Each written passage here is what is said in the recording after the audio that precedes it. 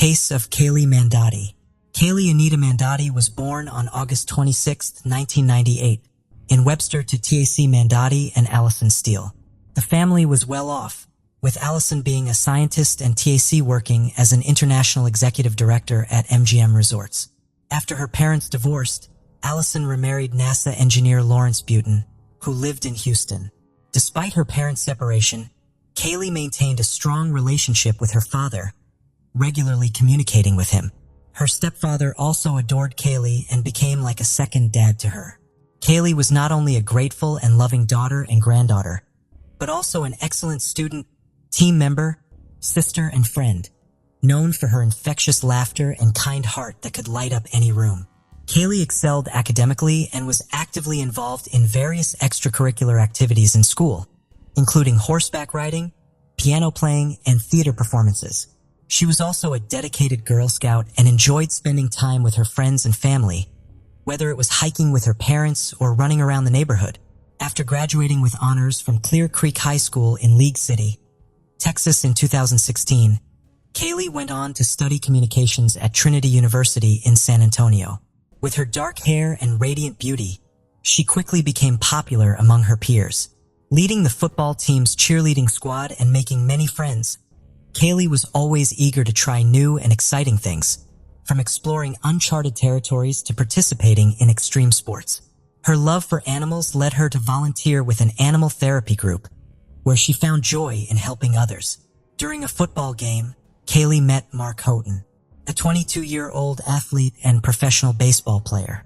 At first, she didn't notice him as she was already smitten with someone else. However, Mark was immediately captivated by her charisma and striking features, particularly her large black eyes. Mark and Kaylee's first 2 meetings didn't go smoothly, but Mark didn't give up. By September 2017, they had officially started dating. From the start, their friends and acquaintances thought they were a mismatched pair because they were both emotional and had short tempers. Their relationship was lacking in compromise and was characterized by heated arguments and confrontations from the beginning. The young couple's passion often turned to jealousy, leading to frequent quarrels. Friends who witnessed their relationship reported that Kaylee often had bruises on her arms and legs. A close friend shared a particularly disturbing incident, in which Kaylee was too afraid to retrieve her phone from Mark and asked the friend to do it for her. Things eventually escalated to a frightening point where Mark became aggressive, threatened violence, and even pulled out a gun. Kaylee was aware that her boyfriend Mark had a jealous temper, and their loud arguments were frequent. Although she never wanted their fights to be public knowledge, she acknowledged that she wasn't blameless in their disputes. However, on September 24, 2017, her roommates intervened, calling the police around 1 a.m. after hearing loud noises and Mark yelling threats from Kaylee's room. When the police arrived, they found Mark alone in the room. Kaylee refused to press charges, downplaying the incident as just a lover's quarrel. Nevertheless, her friends suspected that Mark's anger issues were fueled by substance abuse and reported his violent threats, including an incident where he threatened to throw Kaylee off a balcony. Despite their tumultuous relationship, Mark and Kaylee had moments of deep love and affection. However, their bliss was short-lived, as their argument at the Malaluna Music Festival in San Antonio on October 29th, triggered by the unexpected appearance of Kaylee's ex-boyfriend, demonstrated. The fight was so intense that they left the festival early. Mark's black Mercedes arrived at a hospital 6 hours after their friends last saw them. He rushed out of the car, frantically waving and calling for help. In the front seat, medical staff found an unconscious, semi-nude girl. The car was in disarray, with Kaylee's clothes scattered around. She was slumped forward, resembling a lifeless doll.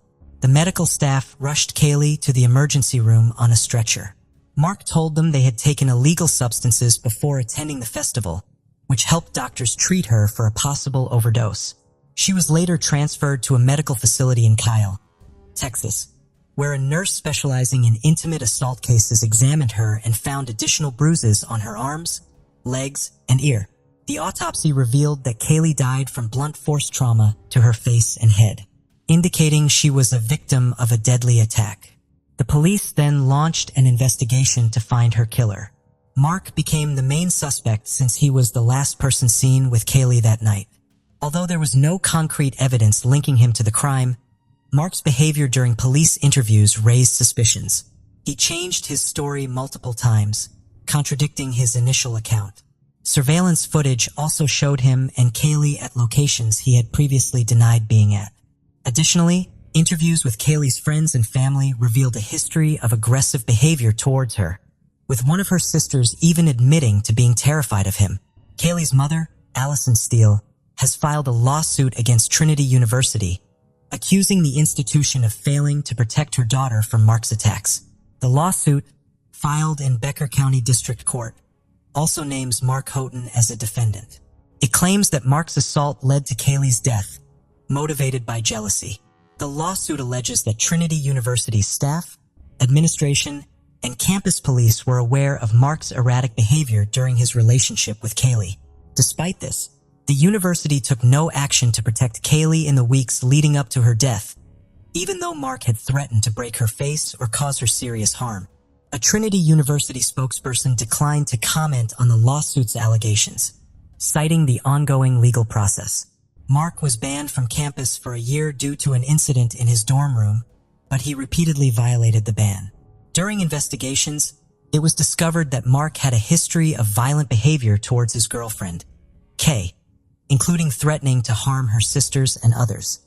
Her sisters reported that Mark had threatened to throw one sister off a balcony and shoot her ex-boyfriend's brothers. Mark had an arrest warrant issued against him, and he surrendered in February 2018. He faced multiple charges, including criminal acts, intimate violence, and abduction, but pleaded not guilty. The trial regarding Kaylee Mandotti's death began in December 2019. Prosecutors argued that Mark's volatile temper led him to fatally assault Kaylee in a fit of rage, causing her severe injuries. They claimed that Mark then waited 6 hours before taking her to the hospital. Mark's defense team suggested that Kaylee's death might have been caused by factors other than Mark's, such as the banned substances found in her system, which could have led to a spike in blood pressure or head trauma during intimate activity. Kaylee's mother described her daughter's injuries as extremely severe, comparable to those sustained from a fall from an airplane. The injuries covered her entire body, from her head to her toes, including bruises, red marks, and scratches. The only areas that were not injured were her back and the back of her legs. Dr. Susanna Dana, the forensic pathologist who performed Kaylee's autopsy, presented graphic evidence, including photographs of the victim's injuries. These images revealed a subdural hematoma, type of bleeding in the brain typically associated with traumatic brain injury on the right side of Kaylee's brain. Dr. Dana testified that Kaylee suffered severe cranial and facial injuries, including a dent in her skull and extensive bruising and trauma to her face. She also found bruises on Kaylee's eyelids, jaws, mouth, gums, lips, and cheeks, as well as hemorrhages in both eyes. Dr. William Anderson disagreed with Dr. Dana's conclusion, stating that the autopsy results were inconsistent with the idea that Kaylee was attacked. Instead, he believed that Kaylee's injuries were more likely caused by a fall and subsequent medical treatment. Defense attorney John Hunter argued that the prosecution lacked concrete evidence to explain what happened to Kaylee on the night in question, and that it was impossible to prove Mark's involvement. He highlighted Kaylee's history of drug use, including her prior treatment for substance dependence at a hospital. Jason Wallach, a professor, testified that Kaylee's blood contained a high level of MDMA, also known as ecstasy or mol, on the evening of October 29, 2017. The concentration of MDMA in her blood suggested that she could have suffered a minor head injury, which could then be exacerbated by the drug into a life-threatening condition. John Hunter suggested that a drug can affect individuals differently, leading to varying physical reactions, such as increased body temperature or electrolyte imbalance, which can cause loss of consciousness. During the trial, Mark Houghton testified that he and Kaylee Mandotti had an argument and engaged in intimate relations in the car before she passed out. He claimed that their intimacy was consensual and involved rough sex, which included strangling her at her request. However, the origin of the bruises on Kaylee's body remained unclear. Kaylee's mother, Allison, was convinced that Mark Houghton was responsible for her daughter's death. Despite being charged with her murder, Mark Houghton maintained his innocence during the 2019 trial. The defense argued that Kaylee's injuries were caused by hospital staff during resuscitation efforts, which led to a mistrial due to the jury's inability to reach a verdict. The case was presided over by Judge Raymond Angeline in the 144th District Court. Following the mistrial, Bexar County District Attorney Joe Gonzalez expressed disappointment and announced that he would review the case. Kaylee's parents decided to conduct their own investigation, focusing on a small bruise near Kaylee's ear. They believe that Mark Houghton might have hit her head against the car window, causing the bruise. Kaylee's parents collected evidence, including autopsy reports and photos, and obtained 3 affidavits under oath. This led to Mark Houghton's arrest on charges of aggravated intimate assault and criminal mischief. The timeline of events presented in the investigation highlighted Mark Houghton's alleged lies and the evidence that led to his arrest. During the trial, the prosecutors portrayed Mark Houghton as a manipulative and controlling boyfriend who constantly called Kaylee and took her phone away. 2 weeks before her death, Mark Houghton pushed Kaylee against a brick wall and trashed her dorm room. Kaylee then asked for space, and Mark Houghton began sending her dozens of messages, threatening to end his life.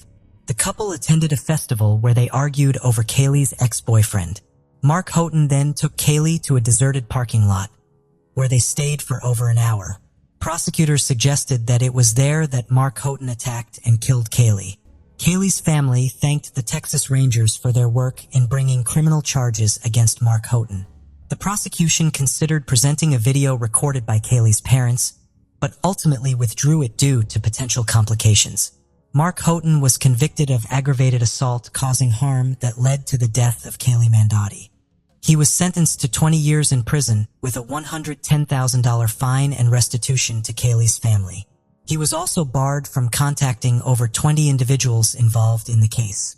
Now over 30 years old, Mark is serving his sentence in Wilkes County Jail, eligible for parole in 2033. Although the conviction brought some closure to Kaylee's family, they felt the sentence was not enough for their loss. In the second trial, Mark faced additional charges, including aggravated assault and criminally negligent homicide. The prosecution presented a more comprehensive case against Mark, but the family was still dissatisfied with the outcome and sought a retrial. Kaylee's tragic story highlights the devastating impact of violence on young people and her family's quest for justice. Despite the conviction, Kaylee's family felt that the verdict did not serve justice for their daughter. In 2019, Kaylee's mother, Allison Steele, successfully lobbied the Texas legislature to expand the missing persons alert system in Texas. She also founded the nonprofit organization, Kaylee's Calling, aiming to consolidate missing persons alert systems. Additionally, she established a nonprofit organization dedicated to providing public information about the Clear Alert, an emergency broadcasting alert in Texas for individuals aged 18 to 64. In 2021, Allison filed a civil lawsuit against Trinity University, alleging negligence in protecting her daughter. She claimed that none of Kaylee's guardians were informed that Mark Houghton had trashed her dorm room, giving him continuous access to her, and making her vulnerable to manipulation. Despite being acquitted of the charge of ending a life, Mark was found guilty of aggravated assault, causing bodily harm. The family expressed satisfaction with the verdict, feeling relief that the legal proceedings had concluded, allowing them to begin the healing process. Losing a child is an agonizing ordeal, and sadly, it was a heart-wrenching journey that Kaylee's parents had to endure. Allison said they are still completely devastated by the loss of Kaylee, and asked those of faith to pray for her family, friends, and for justice in this matter. On June 5, 2000, at 1 p.m., Sharon Anschutz, a 54-year-old woman, was shot and killed at the John Butler Dry Cleaners on Isley Bridge Road. Additionally, there were no arrests made for an extended period of time, which caused complete panic in the neighborhood. The culprit remained unidentified for more than 20 years, but the investigation was revived in 2022 by a reconstituted cold case unit. A team of meticulous investigators and forensic specialists worked to unearth the long-hidden truth. They carefully re-interviewed both new and old witnesses and assessed forensic data. After 20 years, the murderer was finally apprehended. How did that fateful night's events transpire? Why did the investigators decide to reopen this long-closed case in the eyes of the justice system? Greenville County, South Carolina is a bustling and populous area. More people live there than in any other county in the state. The county seat where important decisions are made is located in Greenville. What distinguishes Greenville County is its emphasis on education. Greenville County is the largest school district in South Carolina. Students learn, develop, and make plans for the future here. Greenville County is more than just choices and schools. Another attraction is the natural beauty, which includes peaceful landscapes and undulating hills. This place has a very welcoming community. Tragedies, though, can happen even in this peaceful paradise. The unsolved case of Sharon Ansitz, which persisted for almost 20 years, left a lasting impression on the town. Saw the birth of Sharon Ansitz, daughter of Leslie Franklin Kellogg and Leona Rosetta Skester Prince. Sharon developed into a strong, driven adult. She brought warmth and a work ethic that was characteristic of the Midwest. Having grown up in northern Michigan, alongside her sisters, Sharon Ansitz grew up in Michigan. She also grew up alongside her brothers. She inherited kindness and a desire to make the world a better place from her early years.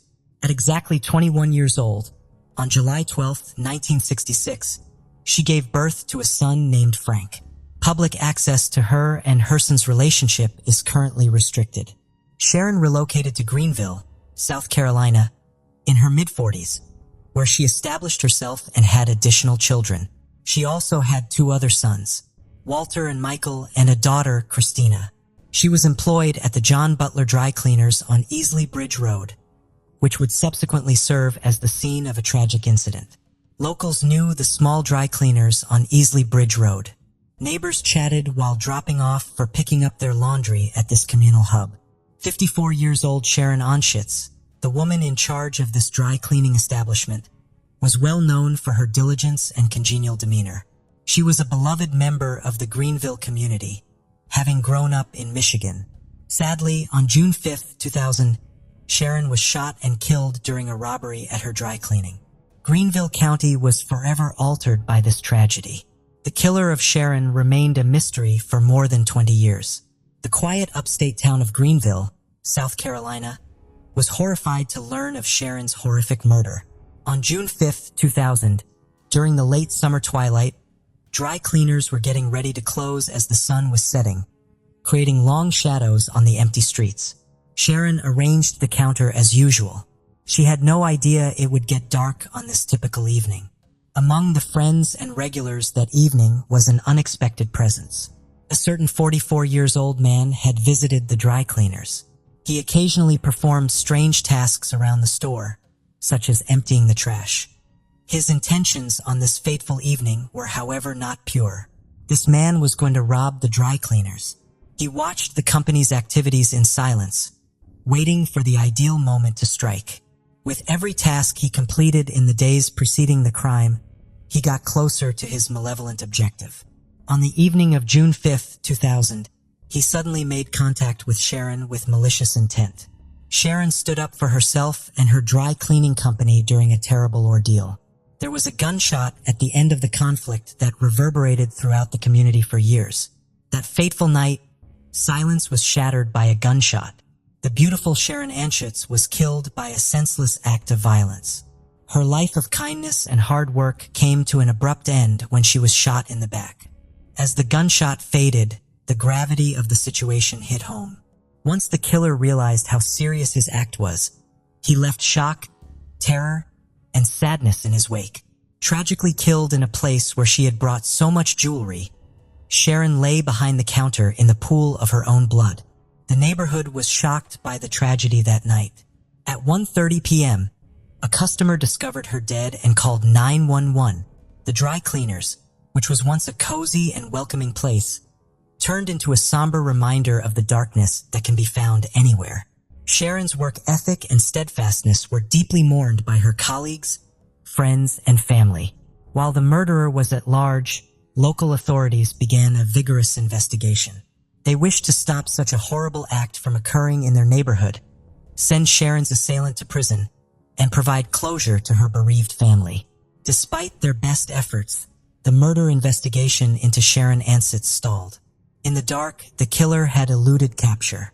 Following the disaster at John Butler Dry Cleaners in June 2000, Greenville County was in disbelief following the murder of the community's beloved Sharon Ansett. Justice had to be served. The early investigation into this horrific murder demonstrated the resolve of law enforcement, as well as the community's optimistic quest for answers. When first responders arrived, the investigation started. The offender was the subject of an instant manhunt by the Greenville County Sheriff's Office. A thorough search of the crime scene was conducted for evidence, and witnesses who lived nearby were questioned. It was clear from the beginning that solving this case would require unwavering perseverance. One of the detective's biggest problems early on in the case was the absence of a suspect. With minimal evidence, Sharon was killed in the shadows. Still, the investigation was shaped by the possibility of a robbery. According to early witness accounts, the intruder intended to loot the dry cleaners. It seemed as though Sharon Ansett had been violently robbed, while attempting to defend her business. As investigators tried to find the person responsible for this horrific act of violence, this information further complicated the case. It was necessary to gather and analyze copious amounts of evidence for the initial inquiry. Every square inch of the crime scene was examined in search of hints about the perpetrator. Investigators looked for physical evidence that might provide a breakthrough, such as DNA and fingerprints. Questions were asked of witnesses at the dry cleaners. Their crucial testimony provided important details about the pre- and post-crime activities. They described the events of that night, including Sharon Anschett's terrifying encounter with her attacker. Sharon Anschett, who touched many lives, was mourned in Greenville County while law enforcement conducted an investigation. Her co-workers, friends, and family were in mourning. The community stood by Sharon's family during the investigation and promised to pursue justice. The outcome of the case depended on their determination. As leads dwindled and witnesses grew more elusive, the case stagnated. Sharon's loved ones remembered her, but her killer remained a mystery. The case was eventually filed under cold case. Leads dried up, witnesses moved on, and the trail of the criminal became more bleak every day. The prolonged investigation caused suffering for Sharon's friends, family, and community. This terrible crime's perpetrator was unknown for more than 20 years. Victim Sharon Anschutz continues to exist. She was a representation of strength and hope. It was hope that justice would triumph and the truth would come to light. For more than 20 years, Greenville County, South Carolina was plagued by her cold case. A renewed quest for justice in the summer of 2022 brought this long-dormant investigation back to life. The tipping point was the new cold case unit of the Greenville County Sheriff's Office, which debuted in the summer of 2022. Sheriff Lewis established a specialized unit in 2020 to look into cases that remain unsolved, such as the Sharon Anschutz cold case. His objectives were to resurrect past investigations, assess the evidence, speak with witnesses again, and employ fresh techniques. The pursuit of justice for victims of unsolved crimes was revitalized by this cold case unit. The community was assured that every case would be taken seriously and that no effort would be spared. The Sharon Anschutz cold case reinvestigation started by detectives reaching out to witnesses of the June 2000 incident at the dry cleaners in an attempt to gather information. They confronted witnesses whose memories had faded. Regardless, reconstructing the crime and the attacker's actions required careful consideration of their testimonies. These extra interviews shed light on the events of that evening. The murderer's meeting of Sharon Anschutz was revealed by witnesses. Their memories, though fading, were essential to solving the mystery. Technology and forensic evidence were scarce early in the case, but over time, forensic science developed. This gave the reinvestigation team the opportunity to assess the evidence with state-of-the-art techniques. Forensic specialists meticulously examined crime scene material using modern methodologies in order to uncover new information. Ballistic testing and DNA fingerprinting were repeated. Although exhausting, it resulted in a breakthrough. Old clues were re-examined and new leads surfaced as the investigation went on. Witnesses who were interviewed again disclosed the attacker's goals. The horrifying events that transpired at the dry cleaners were re-examined and determined to be an attempted robbery gone wrong. Investigators also looked into the connections of Roger Keith Hudgens, the key suspect who died in 2008. Hudgens was a neighbor of the dry cleaners. Witness accounts and his connections within the establishment shed light on the murderer's activities. The breakthrough in the Sharon Anschutz cold case was the result of diligent work, fresh interviews, and advanced forensic analysis. Investigators determined that Sharon Anschutz was killed by 44-year-old Roger Keith Hudgens at the beginning of January 2023. Testimonies from witnesses and forensic evidence shed light on that fatal evening. Horrible things happened as a result of Hudgens' plan to rob the dry cleaners. In the Sharon Anschutz cold case, no one was taken into custody despite this effort. Hudgens is the culprit, the investigators concluded, but he passed away in 2008. It provided closure to the victim's family and addressed inquiries from the community. The crime and its aftermath will always be associated with Hudgens, even though he was never charged with it. The case was resolved after years of investigation, law enforcement, and community commitment to the truth. The story demonstrates that a community can crack even the most challenging cold case, even though no one was arrested. Greenville County was prepared for the Sharon Anschutz cold case trial after 20 years of uncertainty. Justice had produced findings that would go to trial. This trial would prove law enforcement's and the community's commitment to justice, as well as provide closure for the betrayed. Roger Keith Hudgens, the main suspect, went on trial even in death.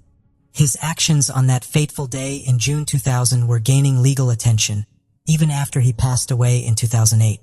The personnel at the dry cleaners knew Hudgens, a local, from Sharon Anschutz's tragic robbery. Witness accounts and forensic evidence would be used by the prosecution to discredit Hudgens. As the trial started, the courtroom was filled with anticipation. The prosecution meticulously gathered testimony from witnesses about that terrible night. They gave a detailed account of Hudgens and Sharon Anschutz's meeting prior to the crime. The forensic evidence that was re-examined was crucial to the case. Experts in ballistics attested that Hudgens' weapon was used in the killing. His DNA was found at the crime scene, which provided strong evidence in his criminal case. To undermine the prosecution, the defense made a move. They questioned witness accounts, saying that memories had become hazy with time. To cast doubt, they also questioned the chain of custody for the evidence. For justice and closure, Sharon Anschutz's friends, family, and co-workers were present. Weeks of court cases, talks, and introspection led up to the moment of truth. The jury unanimously found Roger Keith Hudgens guilty of killing Sharon Anschutz. The verdict that provided closure to Sharon's family and confirmed the community's and law enforcement's commitment to justice reverberated throughout the courtroom. Despite his passing, Hudgens will always be associated with the senseless crime that left the town scarred. Roger Keith Hudgens was found guilty and his sentencing commenced. A sentence that was appropriate for the crime was what the prosecution sought. The defense, on the other hand, asked for mercy, pointing to Hudgens' innocence and lack of criminal history. The trial came to an end when Hudgens was found guilty of the tragedy that occurred that evening. The sentence's symbolic meaning conveys a strong message of justice. The Sharon Anschutz cold case trial served as a tribute to the perseverance of a community in cracking a cold case. It demonstrated the resilience of justice and truth. Some criminals leave an indelible mark on the people they wronged. Roger Keith Hudgens' life was connected to Greenville County's most horrifying incident in the Sharon Anschutz cold case. Roger Keith Hudgens was familiar with Greenville County. Hudgens' birth date is September 13th, 1955. He had a good local reputation. He was well known for frequenting the dry cleaners, where the old case started. Hudgens performed strange jobs at the dry cleaners over the years. Every now and then, he removed the trash. On February 17th, 2008, Roger Keith Hudgens passed away. He passed away due to medical issues. Any legal action against him was terminated by his death because he would never face justice. His name was still connected to the unsolved case of Sharon Anschutz.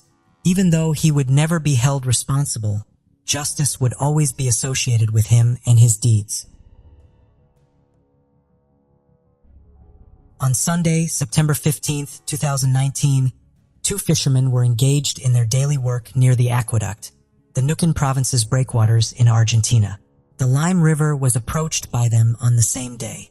They remained composed until they witnessed something that was beyond their understanding. When the water floated the remains of a young girl's body, specifically limbs and a skull, frustrated, the fishermen contacted authorities who quickly arrived at the scene. Laura Lopez, a young girl from Plodio, was quickly recalled by officers, had been missing for less than 3 days. Her physical form was not familiar. The police were unsure of her identity and continued their search in the area to discover any indications of the victim's identity. In the same river, they came across a torn-up fabric bag, tights, and shoes undergarments. It was evident that the girl had been a victim of sexual assault, not just murder. Police contacted Laura's relatives after finding the clothing and inquired if they knew about it, would be able to spot it. The officers were unaware that the investigation would uncover the truth about the case. The method used to commit the crime was even more gruesome than what had been initially suspected.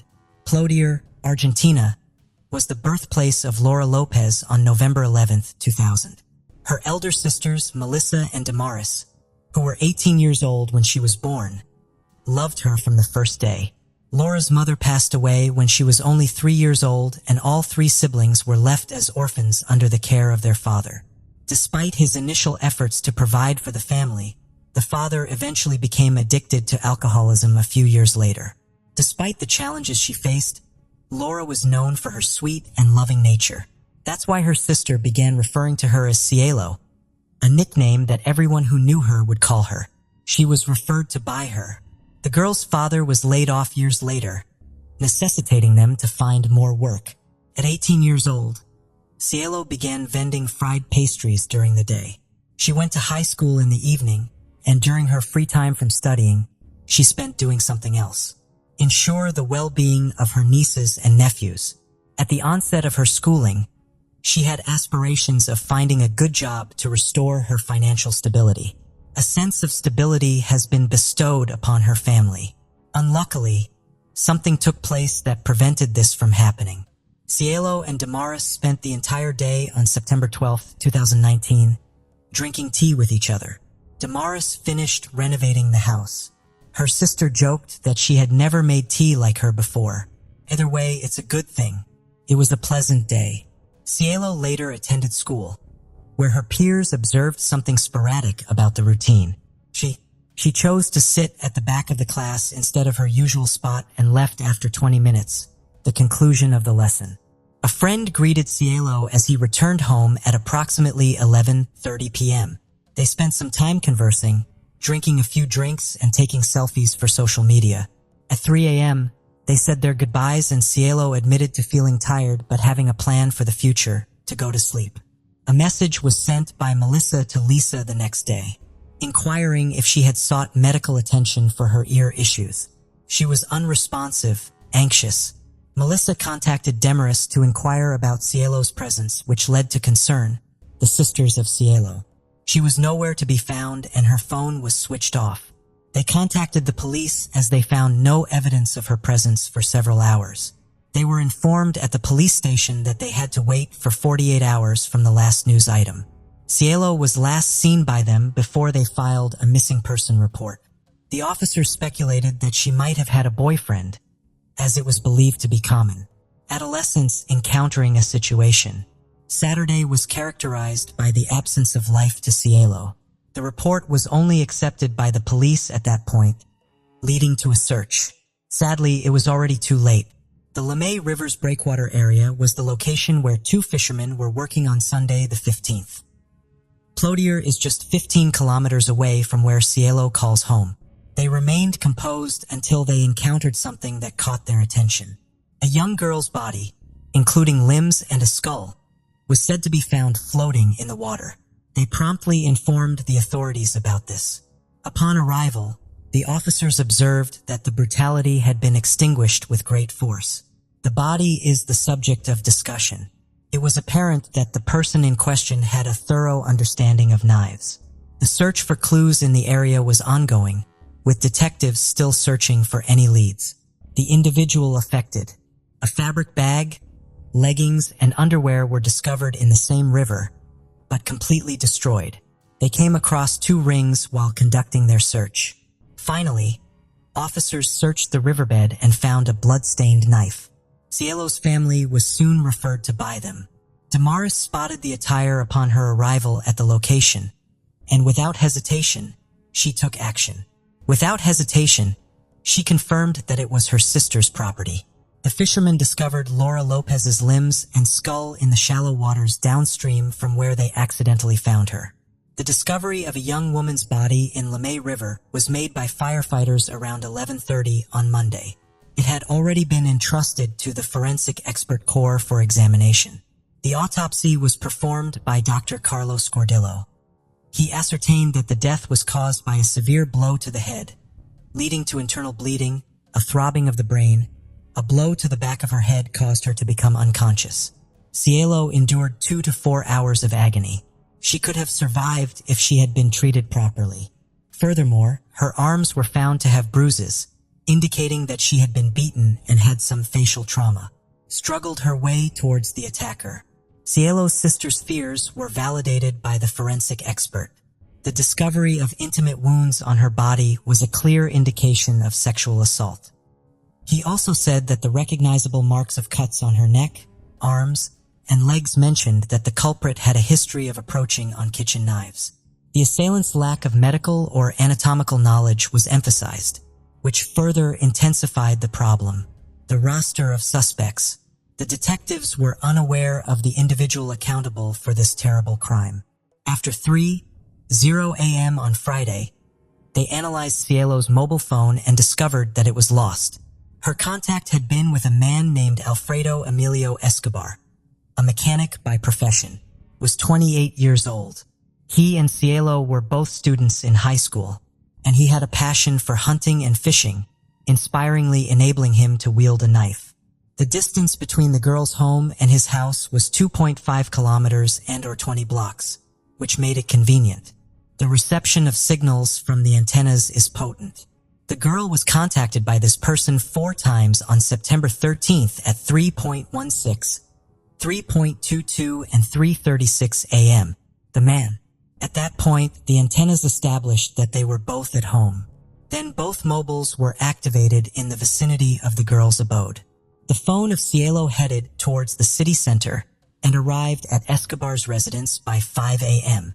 The girl's WhatsApp story featured an alien emoji and her phone was still being tracked down. The man's dwelling was where I found him. At 5:52 a.m., the girl's mobile phone ceased to function. There was no communication from her thereafter.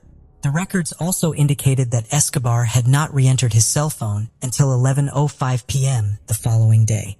A day that, in China Muerta, where Cielo was hiding, the antenna of a nearby telephone pole detected the phone during this time. Subsequently, the remains were uncovered. Escobar came back home at 12:05 p.m. on September 15th. The video was captured by 13 cameras, which cover both city cameras and private residences. The stores were also examined. 2 individuals whose names were revealed were shown in specific recordings from the early morning of September 13th. The physical features were reminiscent of those of Cielo and Escobar. The young girl's mobile phone was in a state of mobility at the same time. Escobar was the only suspect in this case without a doubt. This man was recognized by one of the agents during the investigation. He reminisced about encountering him on Highway 22 a year ago, which was the way they were crossing to meet up with their families, the towns of New Cane and Plody. A patrol car was hit by a young man who had been driving at velocities of over 80 kilometers per hour. The hour is a crucial one. He refused to be arrested, and a lawsuit was brought against him. Escobar was on the brink of going to court for that incident, but now the charges were completely different. The situation is distinct and has a greater gravity. At 8:30 a.m. on September 17th, a police patrol was present at the scene, which was roughly 30 meters away from Escobar's residence, had been working diligently. A young man who looked like the suspect was spotted driving away from a Fiat Ducato minibus that they had observed, exited. He was immediately recognized by the police based on his physical attributes, including his face shape, facial features, and hairstyle. He entered the house and later emerged with two adults around 60 years old. The trio got into a vehicle heading towards Highway 22 without any suspicion. Police chased the vehicle for a while and found it stopped in an area of nowhere. The zone is situated roughly 30 meters away from a bridge that connects New Cane and Cipolletti. The elderly man and Escobar exited the vehicle simultaneously. The police proceeded to ask for identification. Escobar was accompanied by his father and another man while his mother was in the car. It was evident that they were attempting to escape the city. The young man did not hesitate to undergo the procedure, but was visibly anxious. Shortly after, Escobar was brought to the police station and his vehicle was seized. Following that, he was subjected to a medical examination. The examination revealed swollen areas on the knuckles of his right hand's fingers, consistent with the use of a punching hand. He sustained cuts and bruises on the palm of his right hand. Cielo's death occurred on the same day as a few days before. These findings led to Escobar being charged with the rape and murder of the girl. Despite his request to remain silent, he was detained in custody for 6 months. There was a fear that he might escape or interfere with the investigation. On September 1st, the first search warrant was issued at the Estrada Street residence, the location where the Escobar family made their home. The property was sizable, incorporating a construction site and 2 buildings in the back.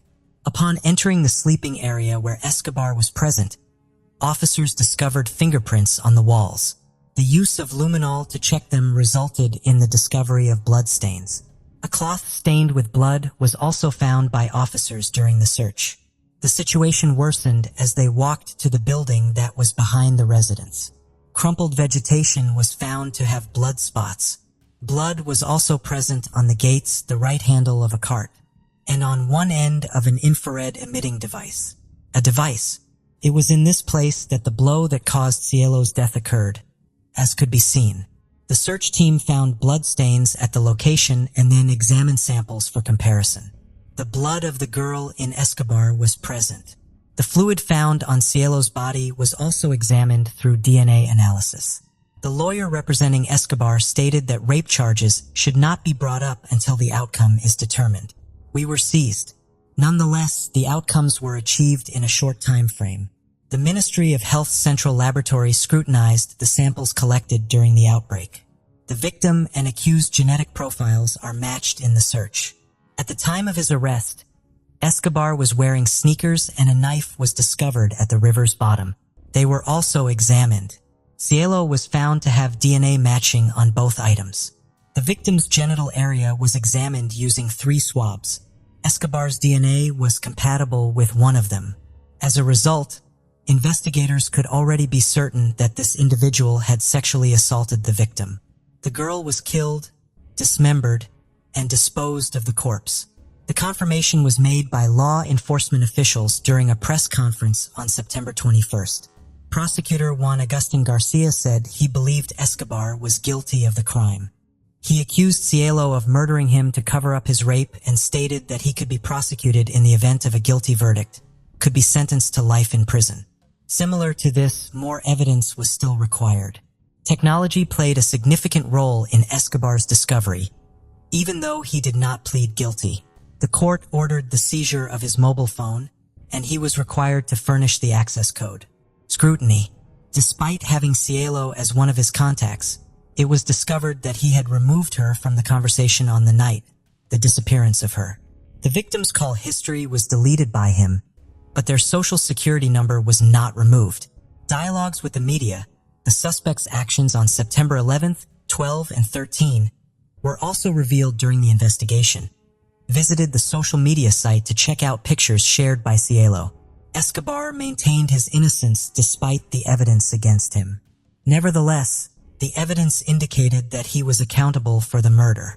Ultimately, a conclusion was reached concerning the events that transpired on the night of the crime. On September 12, 2019, Cielo departed from school at approximately 8 p.m. After spending time with a friend, she stated that she was tired and would go to sleep. Sleeping is the purpose of this. She was contacted by Escobar at 3:40 in the morning, and they started a conversation. She and Kim were not friends, but she agreed to meet him, and they went back to his house. The events that occurred inside the house remained unanswered. Nonetheless, the research indicates that Cielo refrained from having personal encounters with Escobar. In a fit of rage, he sexually assaulted her. He took his own life out of fear that she might report him to the authorities. He escorted her to the backyard, hitting her on the head twice. Cielo was alive at that point, and Escobar acted cruelly by hiding her body for several hours. In order to avoid being caught unawares, he also shut down his phone. Cielo's body had been lying in the shed for almost a day, and she passed away due to the injuries. The body was dismembered with a sharp knife that Escobar had hidden in his kitchen. He loaded the body parts into his Fiat Ducato minibus and drove for 15 kilometers to reach his destination, the area where the breakwaters are located. He came back to the location and turned on his phone, feeling relieved and contemplating. The conclusion was reached. This case has become a public concern for the entire city. Nukin has strongly denounced the accused. The statement made by Escobar's younger sister, who is 23 years old, was the most powerful. She posted a message on her social media profile that addressed both her brother and the victim. The publication was met with a range of responses. Some people sympathized with her situation, while others accused her of complicity. In the midst of these assaults, they requested that Cielo and her team remain attentive. Her family is a part of it. Melissa subsequently got in touch with Escobar's sister, expressed her gratitude for the message, and requested an explanation. It's time for people to cease attacking the girl since she has no history of harm. The criminal case was immediately pursued by the prosecution. The initial court proceedings were conducted in the Provincial Legislative Assembly. According to the Nukin prosecutor, Escobar was fully responsible for his actions. The girl was allegedly killed through gender-based violence, in addition to other charges, the act of rape. In the same hearing, professionals who were involved in the examination of the attire discovered in that case. The river, in conjunction with the remains and evidence found in the man's house, provided their testimonies. Florencia, Cielo's closest friend, was the most unexpected. She stated that Escobar had been sending messages to the victim for several months, inviting her to join him, to socialize and enjoy a drink. Despite this, they had never met before. She stated that she had been acquainted with him for 5 years and was aware that he didn't have it, a highly commendable standing. Parties at Escobar's house had been a regular occurrence over the years. The house was strewn with alcohol and psychoactive substances. Intimate liaisons were openly shared by couples. According to Florencia, she had advised her friend against dating Escobar on multiple occasions. The girl consistently replied with a refusal to respond and an inability to reply to his messages. The defense questioned why she had not suggested blocking Escobar's number. In response, Florencia stated that her friend had made the decision and she didn't want to dictate anything. Her life. They exhibited the girl's surveillance camera footage while she was on the stand. The day that Cielo went missing. They exhibited her a recording from IR at 4 a.m., which showed 2 individuals standing on opposite sides of the screen, individuals heading towards the central district of the city.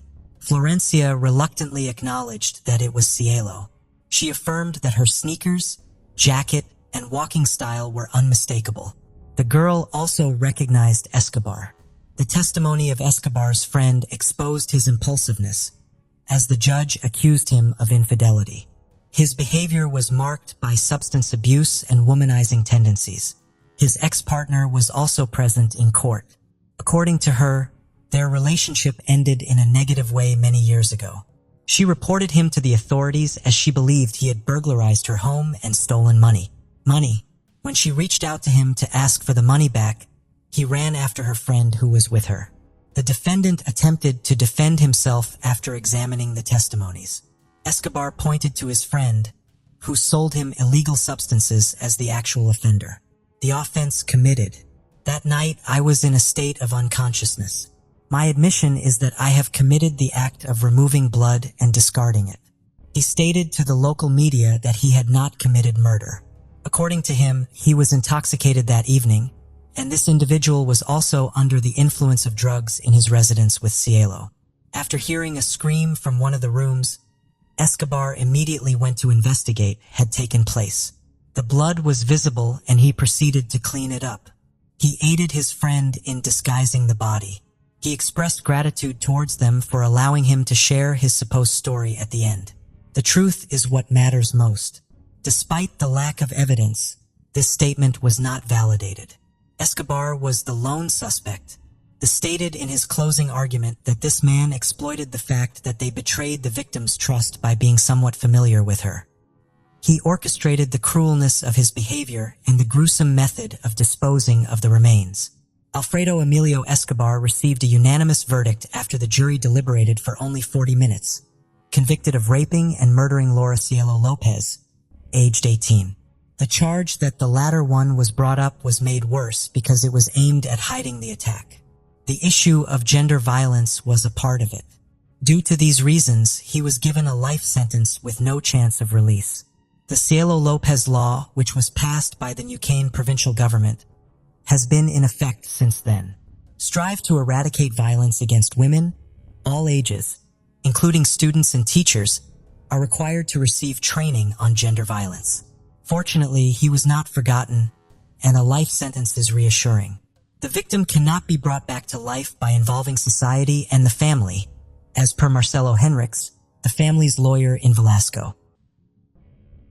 Karen Moore, a 52-year-old Caucasian woman from Davie, Florida, left her home at 7 p.m. on June 26, 2001, the day before her birthday, and she would never come back.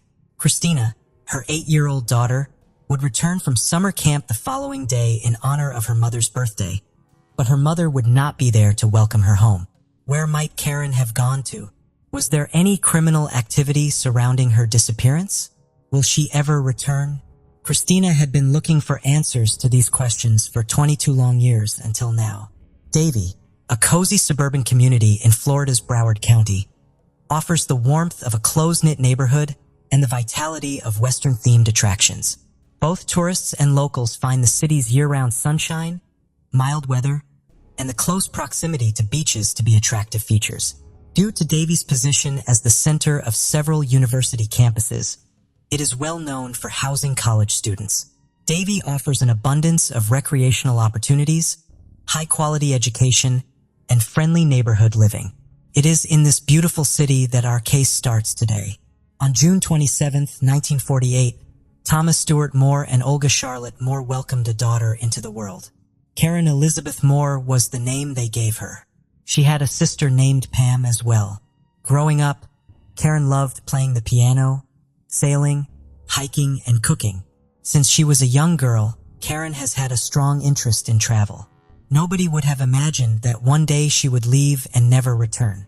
She earned her associate's in art degree in 1968 and her bachelor's in science with a nursing major in 1979.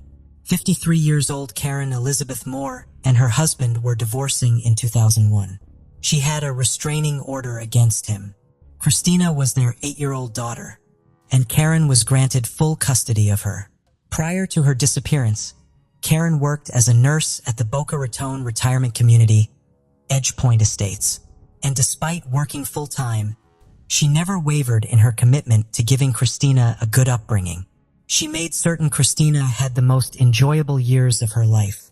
Christina recalls Karen as a loving mother as well, even though she worked as a nurse. Karen made out time to spend with Christina by taking her to the zoo and engaging in other activities. She simply wanted to give her daughter a happy and healthy childhood. However, the happy picture of this family would soon change into a sad one that was full of unanswered questions. On June 27, 2001, Karen was to turn 53 years old. To celebrate with her mother, Christina returned from her Girl Scout camp, but Karen wasn't home to welcome her. When Karen failed to pick her up, Christina knew that something was wrong. Karen was a nurse, so it was conceivable that she was preoccupied at the office. However, Karen was always available for her daughter and would have sent someone else to pick up Christina if she had to go to work. It was a very strange situation. The story that followed grew eerier by the hour as the day passed by. Around 6:30 p.m. on June 26, 2001, Karen paid her neighbor's son to mow her lawn, and that was the last time anyone had seen her. Around 7 o'clock in the evening, she left the house in her white 1999 Saturn. Nobody knew why she had stepped outside or where she might have gone. After waiting for hours and she still failed to show up at the house, Pam Kleiss, Karen's sister, called the police. Pam revealed that on the day Karen vanished, she had asked her ex-husband to pick up Christina from camp before she left for work. She then later had a quick conversation with her neighbor's son before leaving the house. Nobody knows what happened after these incidents. The following day, she had a job to report for. Keith Kreidel, the executive director at Edgepoint Estates, the retirement community where Karen worked, mentioned Karen's 8 years of reliable and responsible work history. Because Karen cared so deeply about her work, if there was ever an urgent task, she would have notified the establishment. Everyone, including her, was aware of how much Christina meant to her. There was no question that Karen did not leave on her own accord. Was this merely a distressing accident, or was there another factor at work here? The search for Karen Moore was hampered by the police's limited resources and growing suspicions. Tracking her car was the first thing they needed to do. Karen was driving a white 1999 Saturn four-door with a license plate due to CHU when she mysteriously vanished. On the back of her car was a sticker for Indiana State University. Every detail of this information was made available to the public. A woman soon reported seeing the same car in South Miami-Dade County. According to a tip given to Davie Police Department Detective James Frankwiz, but the information was unconfirmed and unsupported by any other witnesses. In a last-ditch effort to move the case along, the police published a missing poster that described Karen's appearance. She was depicted on the posters as having brown hair, brown eyes, and glasses. She was described as being 5 feet, 4 inches tall. The police were searching for leads to find Karen's whereabouts, but were having no luck. Her home's initial inspection was a sufficient indicator of bad news. Her entire wardrobe, luggage, and even her phone were discovered at home. A closer inspection of her home revealed no indications of trespassing or forced entry. The detective surmised that Karen must have left the house voluntarily, but it was still unclear why she had left. Detective James Frankwiz informed the public that Karen Moo's phone and financial records were being investigated by the police. He immediately ruled out theft or robbery when her bank account and credit card showed no activity. This implied that Karen was in a terrible situation. Since she still had all her necessities at home, she would have needed money to support herself right. The police were asked by Karen's family to use a helicopter to look for her, but they were unable to do so because they were in shoe of Karen's possible route. Karen Moore had completely disappeared without a trace. Despite the Moore family and the entire police department posting missing person posters with rewards, days turned into weeks and weeks turned into months and months turned into years as Karen's family waited for her to return. Years and years passed, but Karen never came back. Although Christina, her daughter, got married and had kids of her own, Karen's fate from that day remained a mystery. On January 6, 2023, Mike Sullivan and Michael Rodriguez, who were leading the Sunshine State sonar team in searching the nearby water bodies in Broward County, were joined by Britton Lockhart, a scuba diver and the owner of the YouTube channel Depths of History. They discovered a car in a Davie retention pond with the aid of cutting-edge sonar technology. The entire team realized they had struck car wheels in the water when Michael saw his underwater sonar system start to light up. They searched for the car for about 15 minutes before finding it. Britton dove to inspect it and discovered an open trunk and a license plate buried beneath 3 feet of muck. Although they were confident that they had discovered something significant, they were unsure of its specifics and whether it was connected to any prior cases. The Davie Police Department was immediately contacted by Britton Lockhart. Karen's mysterious disappearance occurred 22 years ago, but Davie Police hadn't forgotten about her. They had to send the divers back into the water when they got to the scene the following day. The car was extricated from the water and taken for additional inspection. The vehicle Karen was driving when she vanished matched the description of the car. Karen's COS license plate was discovered to be covered in dust. It was a significant finding in this 22-year-old case. The puzzle was beginning to come together. 2 bones were discovered inside the vehicle, and it was later determined that Karen Moore had been there when it crashed into the lake. They at last learned what had happened to Karen Moore.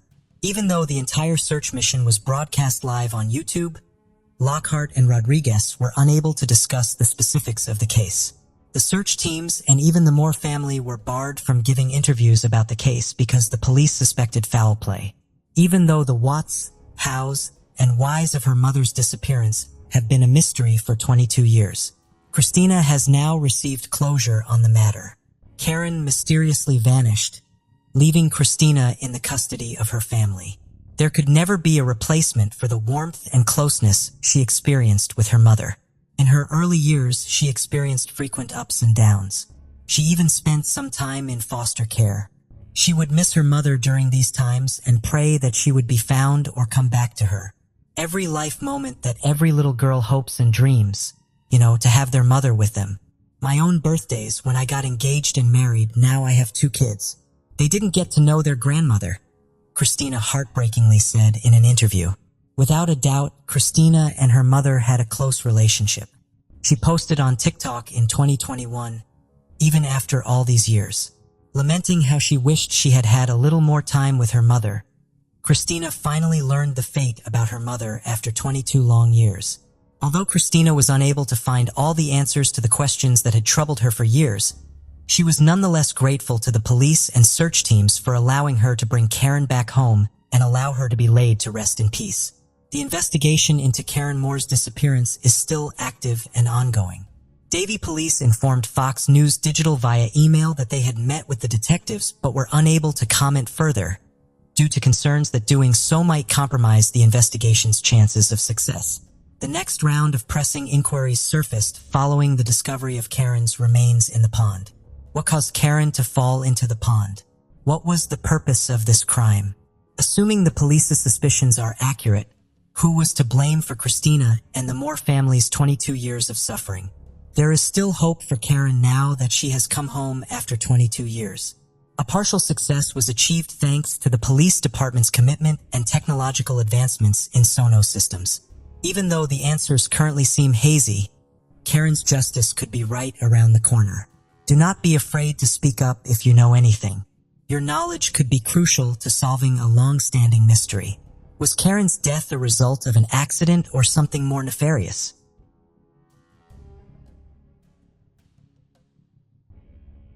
For the Hallback family, a reminder that nightmares can filter into reality. For Teresa Hallback, October 31st, 2005 was another day at the office. As a freelance photographer working for Auto Trader magazine at the time, she received a call to shoot a few photos at the Abrez Auto Salvage. She was never seen again.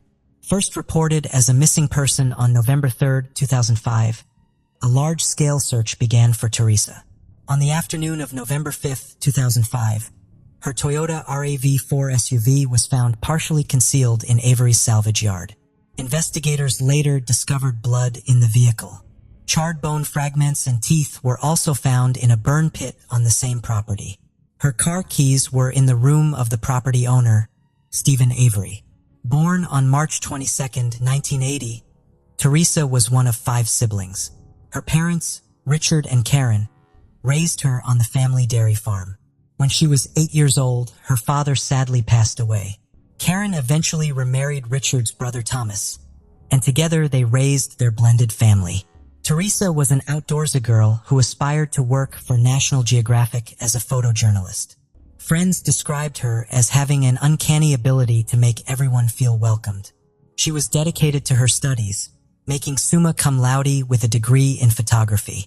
After graduating from the University of Wisconsin-Green Bay, Teresa continued to work with Pierce Photography, whom she interned with during her college days. She started her own business, Photography by Teresa, and operated out of the Pierce studio. She traveled extensively, and to supplement her income, she took on freelance jobs for Auto Trader magazine, taking pictures of vehicles that were put up for sale. It was this job that led to her untimely death. All the evidence found pointed to one person, Stephen Avery. Avery had contacted Teresa to set up an appointment to take pictures of his sister's minivan. According to records, she was last seen at 2:30 p.m. that afternoon. This was later confirmed by Stephen's nephew, Bobby, who told police he saw the car enter the salvage yard. Avery was initially charged with a weapons violation as a convicted felon. On November 11, 2005, he was formally charged with the murder of Teresa, kidnapping, sexual assault, and mutilation of a corpse. The blood found in the SUV proved a positive match for Avery's. A set of car keys belonging to Teresa found in Avery's room. All the while, Avery maintained his innocence, alleging the police were trying to frame him. He was in the middle of a civil lawsuit with Manitowoc County for $36 million. Stephen Avery, war on July 9, 1962, is a Manitowoc County native raised in Wisconsin alongside his two brothers, Charles and Earl, and sister Barbara by parents Dolores and Alan. He dropped out of high school with reports suggesting he had an IQ of 70. Stephen was no stranger to the law. In 1981, he served 10 months in jail following the burglary of a bar. A year later, he pleaded guilty to animal cruelty after pouring gasoline on this pet cat and tossing it into a bonfire. For this, he served another 9 months. In 1985, he threatened his cousin Sharon Morris by forcing her off the road and thereafter pointing a gun at her. He later alleged that he wanted her to stop spreading rumors. She'd filed a report alleging that he exposed himself on several occasions and was meeting in the front yard. Although he received a 6-year sentence for his crime, he was granted bail and released. However, it was a case of mistaken identity that hadn't locked away for nearly 2 decades. Penny Bjornston reported that she'd been walking along a beach near Two Rivers when she was attacked and assaulted on July 29, 1985. Police believe the description she gave had a striking resemblance to Avery. She went on to choose his photo during an interview with police and later picked him out during a suspect lineup. He was arrested and charged with the attack on Bjornston. A state-appointed forensic official claimed that a hair frown on Avery's shirt was consistent with the victim's. This evidence led to his conviction in December 1985. All this despite a staggering 16 witness testimonies and a time-stamped receipt to prove his whereabouts at the time of the assault. Stephen was convicted of rape and attempted murder and sentenced to 32 years in prison. Avery maintained his innocence and appealed in both 1987 and 1996. Both appeals were denied by the higher court. In 2001, though, Stephen made contact with the Wisconsin Innocence Project. The organization took on the case, and in 2002, Stephen was exonerated after DNA evidence proved he was innocent. It was later learned that another man, Gregory Allen, committed the crime and did, in fact, confess to it in 1995. Deputies allege that Sheriff Deputy Thomas Kokorek received a call and said, "We already have the right guy. Don't concern yourself with it." Allen and Steve bore a striking resemblance. Allen also committed a similar crime in the same area that Jensen was attacked and was under police surveillance, but he was not considered a suspect. Allen was not even called up as a suspect in the lie-up. After 18 years, Stephen walked out a free man on September 11, 2003. He then went to file a civil lawsuit against former Sheriff Thomas Korkorak and former District Attorney Dennis Vogel to the tune of $36 million. His freedom wouldn't last long. When Teresa was reported missing, searches were conducted in the salvage yard.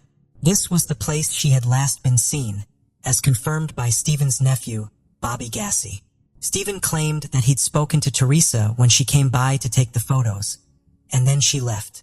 Apart from the bone fragments, SUV, car keys, and blood found in the car, a bullet with Teresa's DNA was discovered in the garage. While incarcerated for Teresa's murder, Stephen's lawsuit was settled in February 2006, and he was paid a mere $400,000. While in jail, Stephen's younger nephew, Brendan Dassey, was also questioned in relation to the murder. Brendan, who was 16 years old at the time of the murder, was interrogated by police without parental supervision or a lawyer being present. Brendan confessed to investigators that he and Stephen first assaulted Teresa before murdering her. They then burned her body to destroy evidence. I go down to put it up aside. Tear it up, pull it, cut it where? I'll just throw it. He was charged in March 2006 as an accessory to the murder. He later recanted his statement, claiming that he'd been coerced by detectives. Brendan was charged with the same crimes as Stephen, although there was no physical evidence linking him to the crime scene. Stephen was convicted in March 2007 and sentenced to life in prison without the possibility of parole. Later that same year, Brendan too was found guilty and given a life sentence with the possibility of parole in 2048.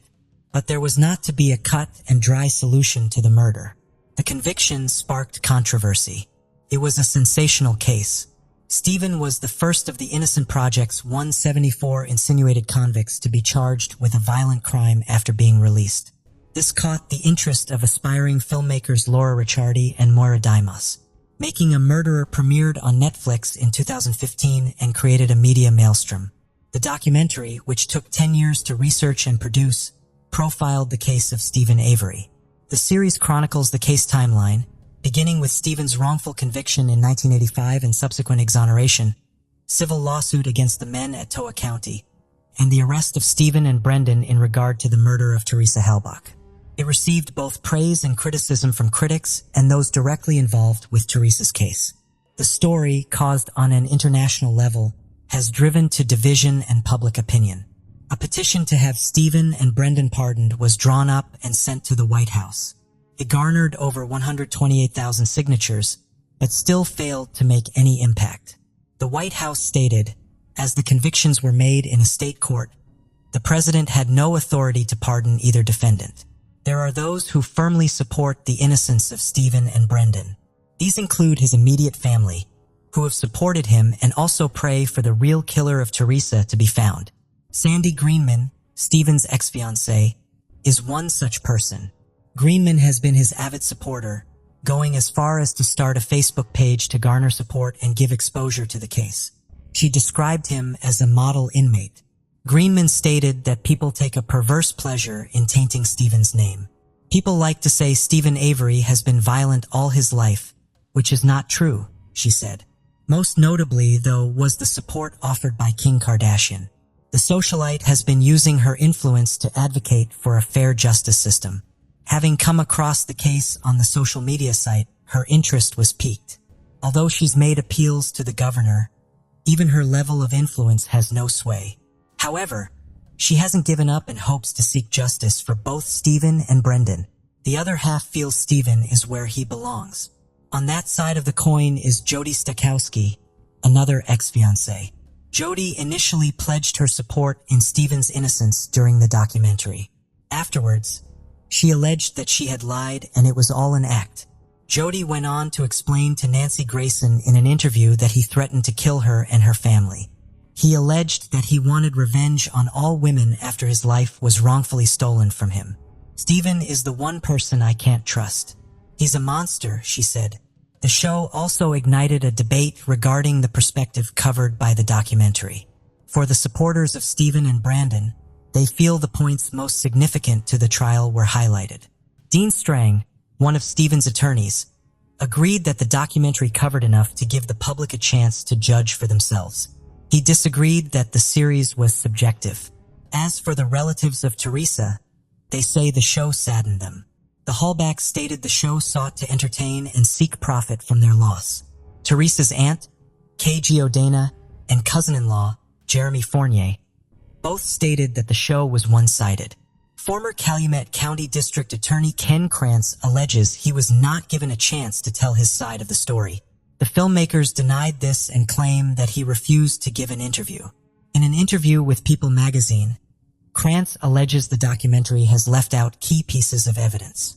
These include Stephen using a fake name when calling Teresa DNA belonging to Stephen was found on the SUV's hood latch, and a ballistics report showed that the bullet found in the garage was fired from a rifle owned by Stephen. Krantz further alleges that prior to her murder, Teresa had once before made a trip to the Avery residence. When Stephen answered the door with only a towel on, she said she wouldn't go back because she was scared of him. In response to criticism from Krantz and other officials, the filmmakers said they'd given prosecutors the opportunity to answer questions. They believed that the documentary was a fair representation of the case and covered the most consequential evidence given during the trial. The documentary had its desired effect. It poked holes into the narrative of Stephen Brendan's case by exposing allegations of police and prosecutorial misconduct, evidence tampering, and witness coercion.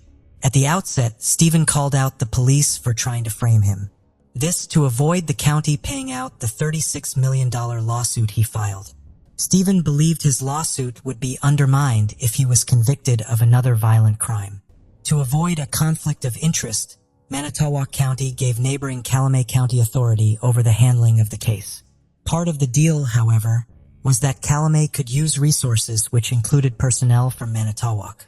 The key in Stephen's room was found by a Manitowoc sheriff's deputy after several searches of the property. Another allegation made was regarding the blood evidence found in the car. Stephen and his defense team believe it was blood used from his prior conviction. Given credence to this scenario were the claims made by the defense. According to the Avery defense team, the vial containing Stephen's blood had been tapered with and a puncture hole was visible on the stopper.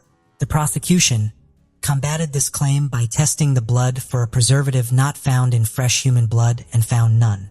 Avery's defense team brought in an expert witness who stated it was not possible to tell if the negative result meant there was none of the preservative present or the typology to test itself was inconclusive. The documentary shone a spotlight on the men who have interrogation with regard to Brendan Dassey. Dassey was just 16 years old during the interrogation. Firstly, he was interviewed without the supervision of a lawyer or parent.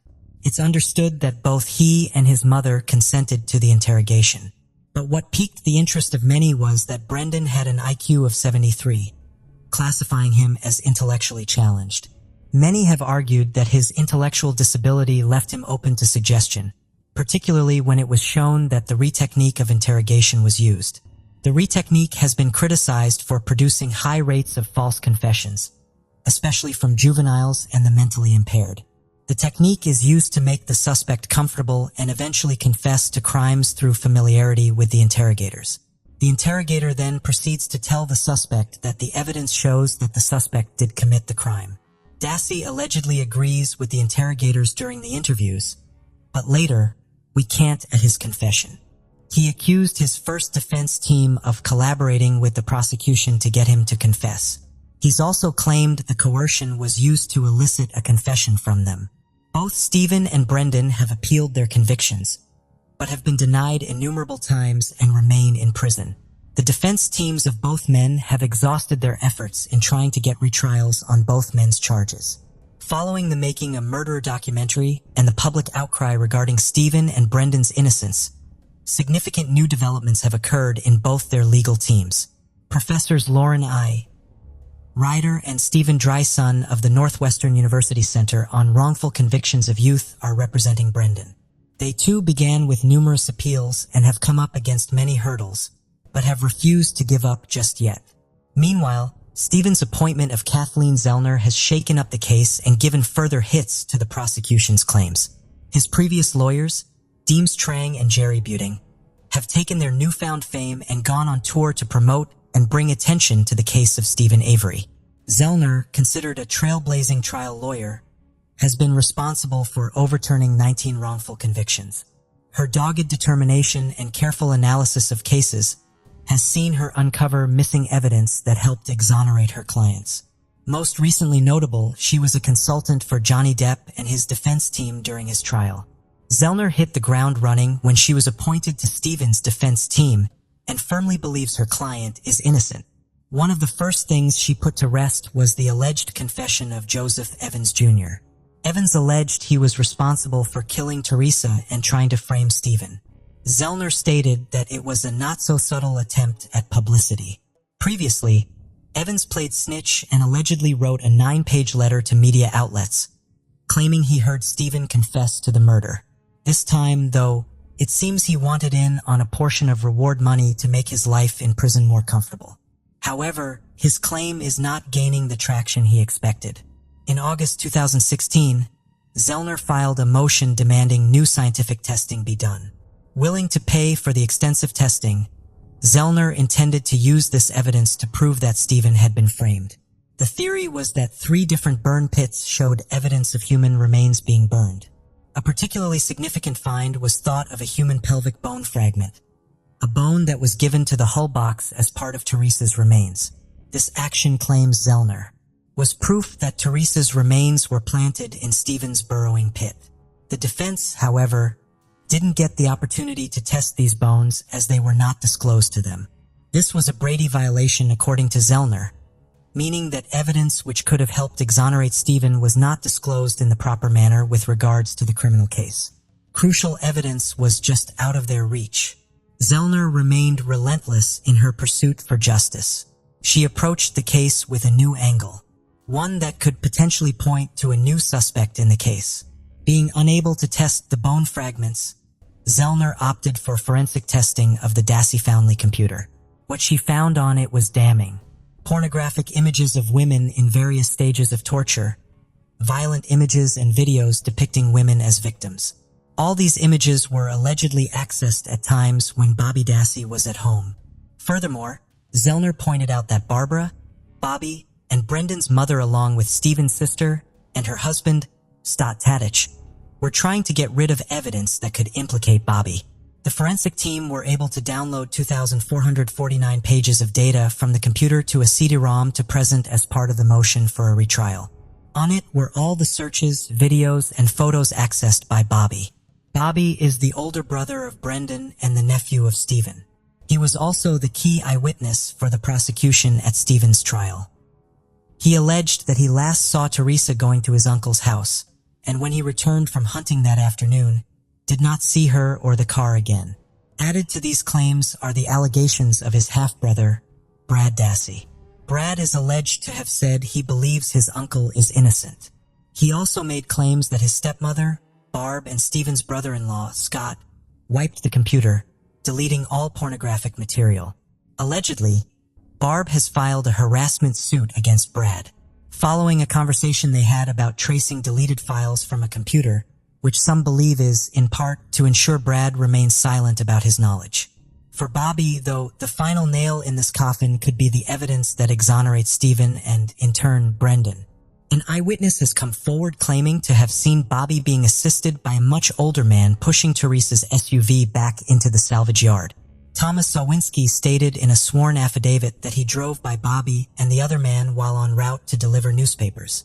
When he passed the duo a second time, Bobby allegedly stepped out in front of his car to stop him. Thomas swerved to avoid him and continued on his morning route. He said that Bobby's eyes showed he was not pleased to see him there. Following the discovery of the SUV, Thomas realized the significance of the find and contacted police. He told them everything he'd seen that morning, and their response was, "We already know who did it." He provided his details, but he'd never heard back from them. For Zellner, this provides a contradiction to the prosecution's key witness. If proven true, which she's confident about, Bobby's testimony would be false. Zellner believes the rejection of all the crucial evidence in favor of Stephen denied him a fair chance to prove his innocence years ago. The newly filed motion is still with the appeals court and is awaiting an opinion or decision to be read over in November 2022.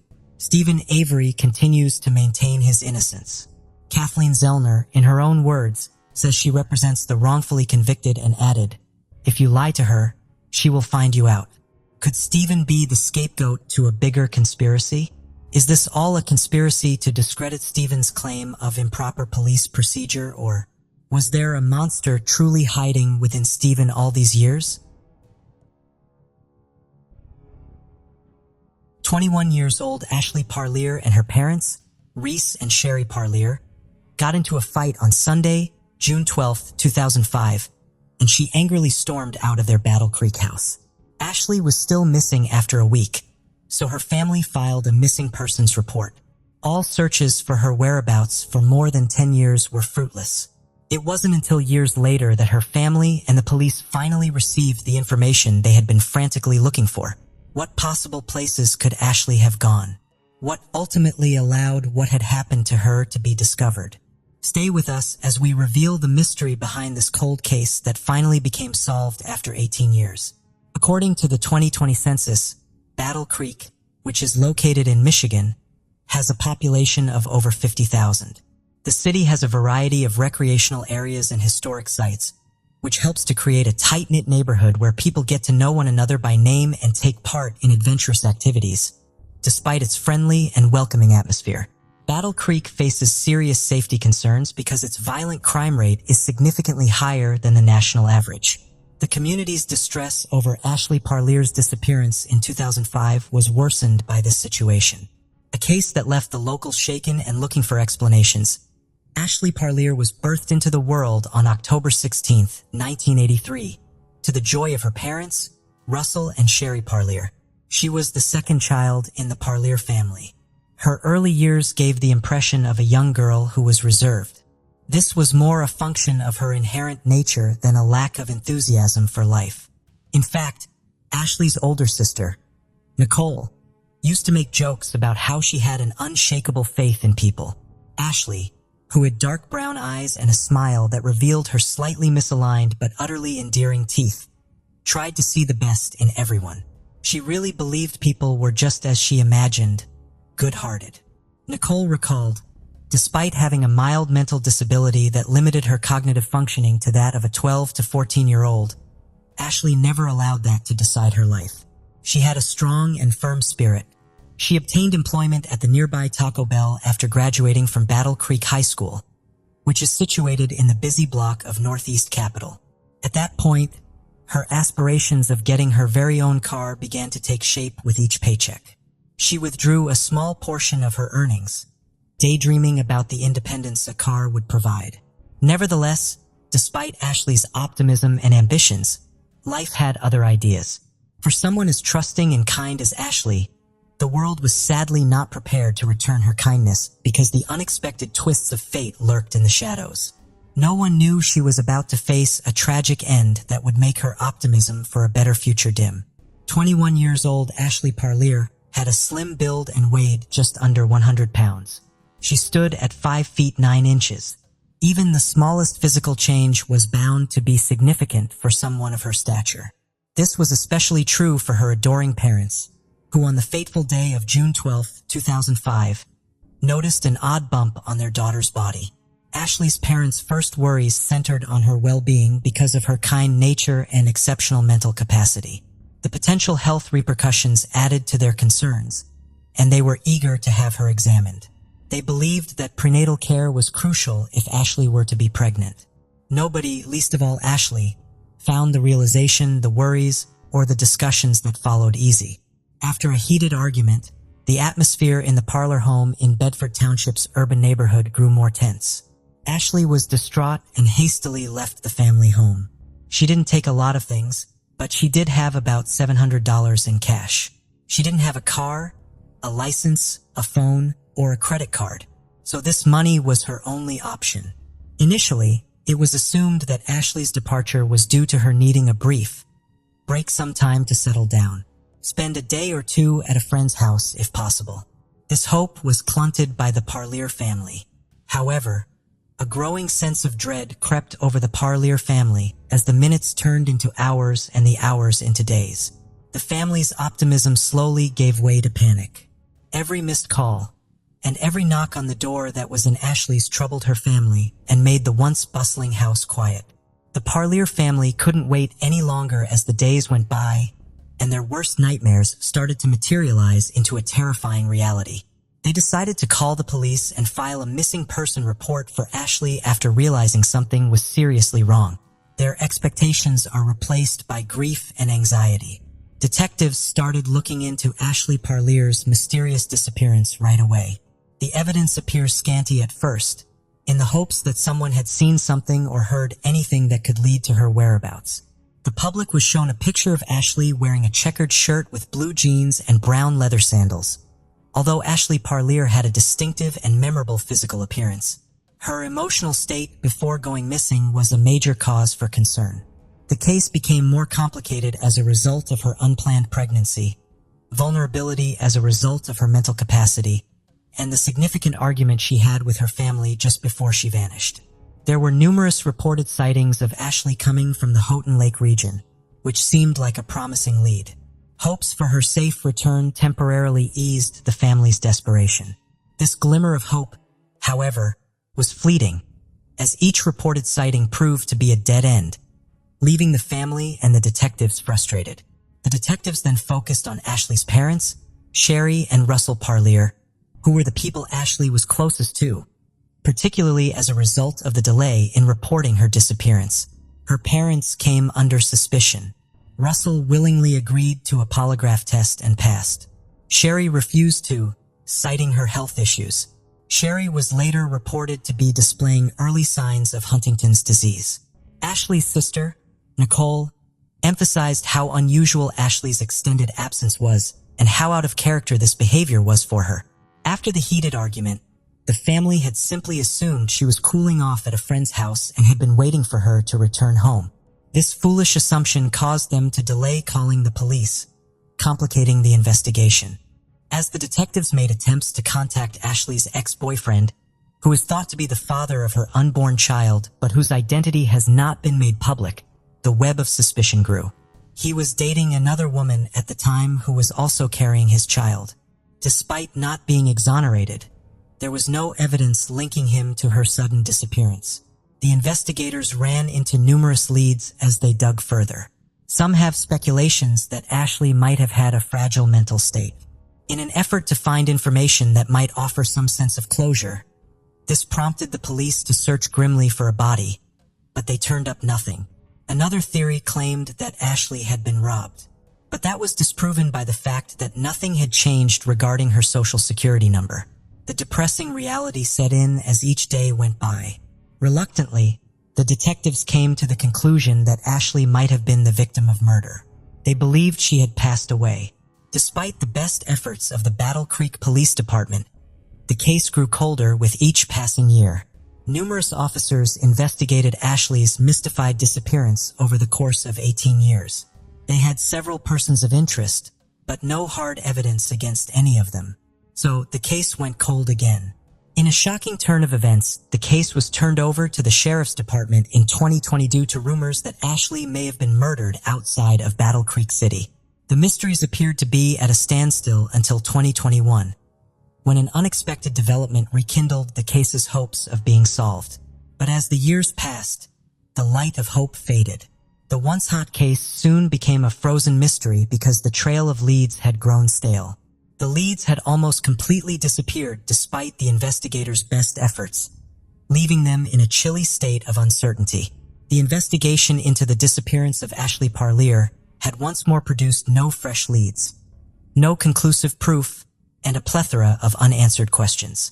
Every so often, a sudden jolt of unexpected information can rekindle hopes of solving a protracted mystery in the complex web of cold cases. That opportunity presented itself in the Ashley Parlier case from an unexpected source. When they got a call from Pennsylvania law enforcement, Calhoun County officers were surprised. It happened that detectives from Pennsylvania were interrogating 44-year-old Harold David Hallman III in January 2021. Harold was not just any suspect. He was suspected of being a serial killer. The investigators working on Ashley's case were immediately interested in this revelation. They wondered what information about Ashley's disappearance could possibly be revealed by questioning such a notorious felon. It's possible that the name Harold David Hallman III doesn't immediately come to mind, but he has a dark past. Harold, who was born on November 29, 1978, spent some of his teenage years living with his father in Germany. However, young Harold opted to remain in Germany with a girlfriend as his father relocated to Turkey. Although from the outside he appeared to be just another young man. Looks can be deceiving. Harold committed his first known murder at the age of just 20. A 21-year-old Air Force colonel's son named Joseph Whitehurst was his victim. Whitehurst's body, which had been brutally attacked with a club, was found outside Ramstein Air Base. Harold admitted to killing him while in German custody for a different charge. He claimed it was self-defense. Harold was given a lenient 6-year sentence and a reform school because of his advanced age and a schizophrenia diagnosis.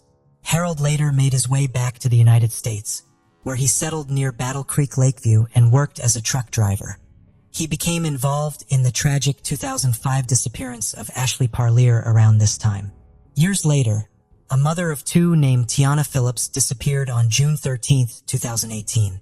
During Harold's interrogation 3 years later, he said he hadn't intended to kill Tiana Phillips. He merely felt the urge to murder.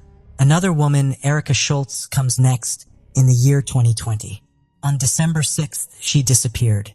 Her disappearance and murder was linked to Harold via phone records, and he casually compared her murder to a typical day at the park. When he was finally caught, he was injured along Pennsylvania railroad tracks. Harold saw his actions as sins requiring atonement. While in the hospital, he admitted to killing both Schultz and Phillips. Later, while he was in prison, he wrote a letter to his estranged wife, where he detailed his crime against Phillips. This was a devious attempt to demonstrate his devotion to his wife. Harold, interestingly, had a pattern. He would attack, making sure his victims were unconscious, and then leave their bodies in isolated places. His victims would vanish and sustain head injuries. He committed horrifying, organized crimes. The reasons behind Harold's sinister ideas and actions were marquee. He had sophisticated theories about how power works and was interested in learning more about serial killers. He thought that relationships have a clear power dynamic where one person is dominant and the other is submissive. When his wife failed to play the submissive role, he looked elsewhere for that dynamic. When questioned, Harold was able to recall all the specifics of his crimes. He was very familiar with them. He acknowledged that if he wasn't caught, he would kill once more.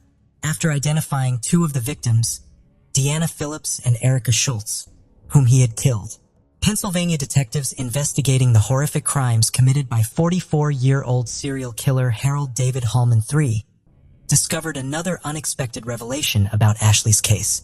During interrogation, Harold shocked the officers by requesting that the cases of Phillips, Schultz, and Parlier be combined.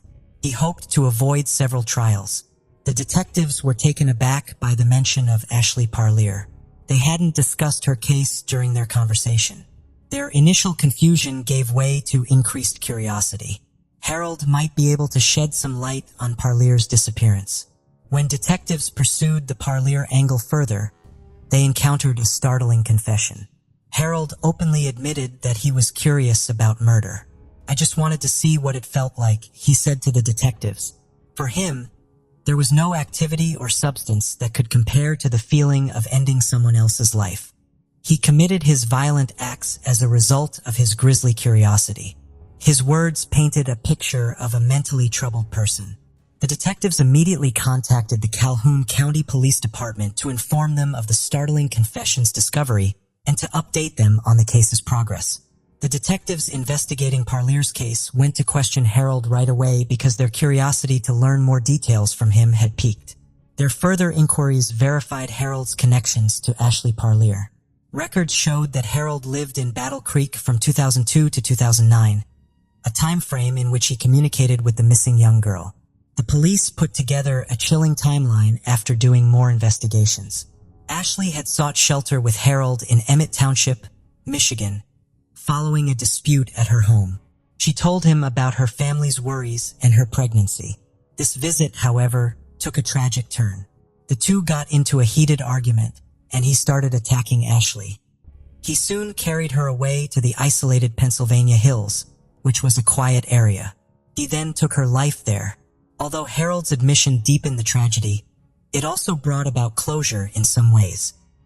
He remembered throwing away his blood-stained clothing and leaving Ashley's remains in Newton Township's northern area. Harold provided more information about his friendship with Ashley Parlier while the questioning was still ongoing. His admission made it clear that they had first met at an event where her parents were also in attendance.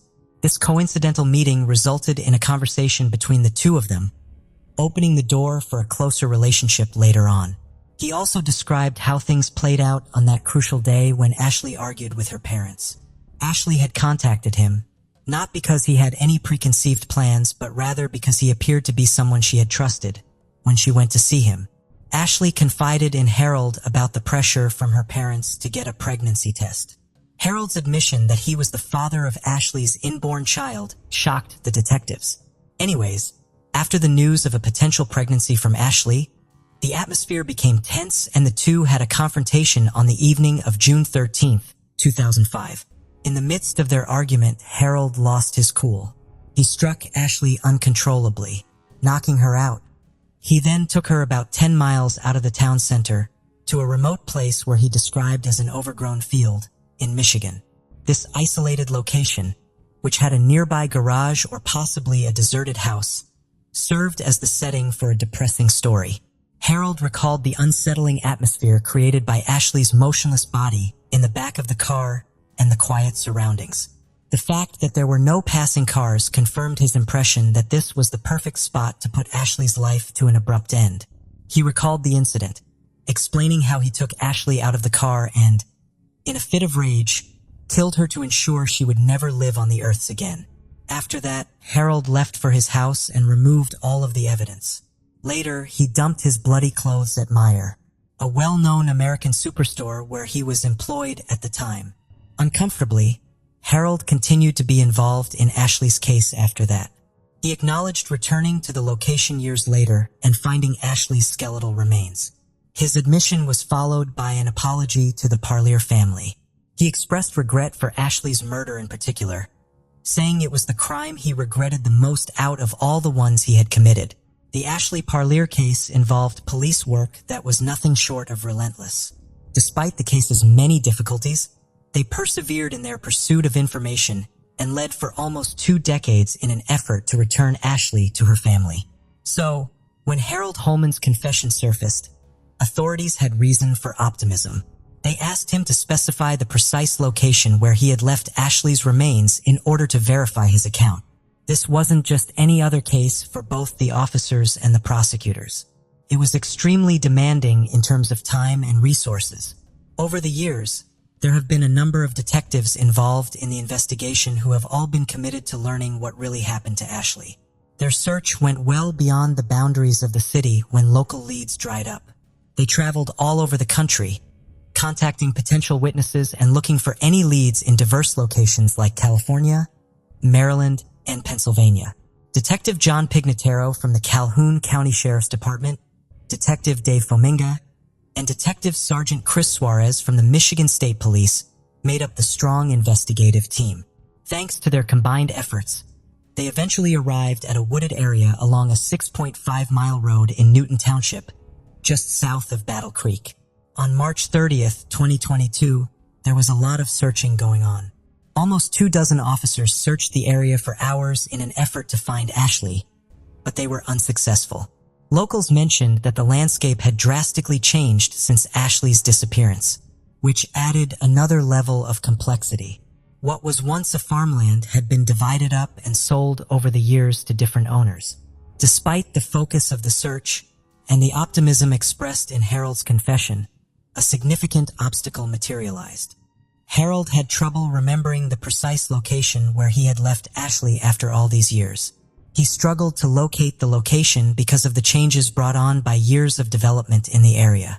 The hunt for Ashley continues despite the absence of any remains.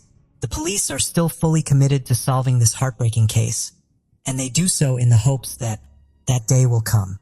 Considering the degree of such investigations, Harold Holman's trial in connection with Parlier's case followed a fairly straightforward course. It's crucial to remember that Harold had already been found guilty of killing 2 other women by the time he went on trial. The proceedings were hampered by this dismal track record. Even with these prior convictions, it was surprising to hear Harold express a real fear of the death penalty. Prior to the trial, he had been detained at the Luzerne County Jail. He chose a wise legal course in February 2023 when he pleaded guilty to Ashley Parlier's second-degree murder. He entered the plea as part of a deal with the district attorney's office in Luzerne County. He had consented to help the Calhoun County authorities find Ashley's remains. In exchange, he would be spared the imminent threat of the death penalty. Both the defense and the prosecution presented their cases during the trial. The prosecution emphasized the seriousness of Harold's crimes, particularly in light of his prior convictions, while Harold's defense likely focused on his cooperation with the police and his plea agreement. The most anticipated testimony was Harold's own, so to speak. Even though no new testimonies were mentioned, his prior confession was carefully examined, and its significance was clear. The conclusion was inevitable. Harold, the man who had killed multiple people, would not be eligible for parole. Instead, he would serve 2 life sentences plus an additional life sentence. Even though Harold's legal journey appears to be coming to an end, Ashley's case still needs to be resolved. The Calhoun County Sheriff's Office is still looking for information that could lead to the discovery of Ashley's remains. One has urged to contact the Calhoun County Sheriff's Office directly at 269-781-0880 if they have any information about the case. They are still as committed as ever to getting the information they need. The family of Ashley Parlier was plagued by the case for almost 2 decades. Sherry and Russell, her parents, tragically passed away in 2020 without ever learning what had become of their daughter. Nicole, the sister of Ashley, was suffering more and more. She discovered that Ashley had been betrayed by Harold after she had sought refuge with him. Nicole's sorrow was evident. She bemoaned the fact that her parents weren't able to hear this, as she thought back on the tragedy and suspicion that surrounded her family 18 years ago.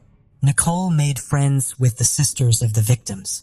They stood as one, sharing their common grief and concentrating on remembering their loved ones rather than the men who had taken them away. Nicole firmly stated in an interview, "We're going to remember how they were good people." The family now has closure, and even though they are still looking for Ashley's remains, they are also aware of the heartbreaking truth. What could have compelled Harold to carry out such a wicked deed? And how did he avoid capture for so long?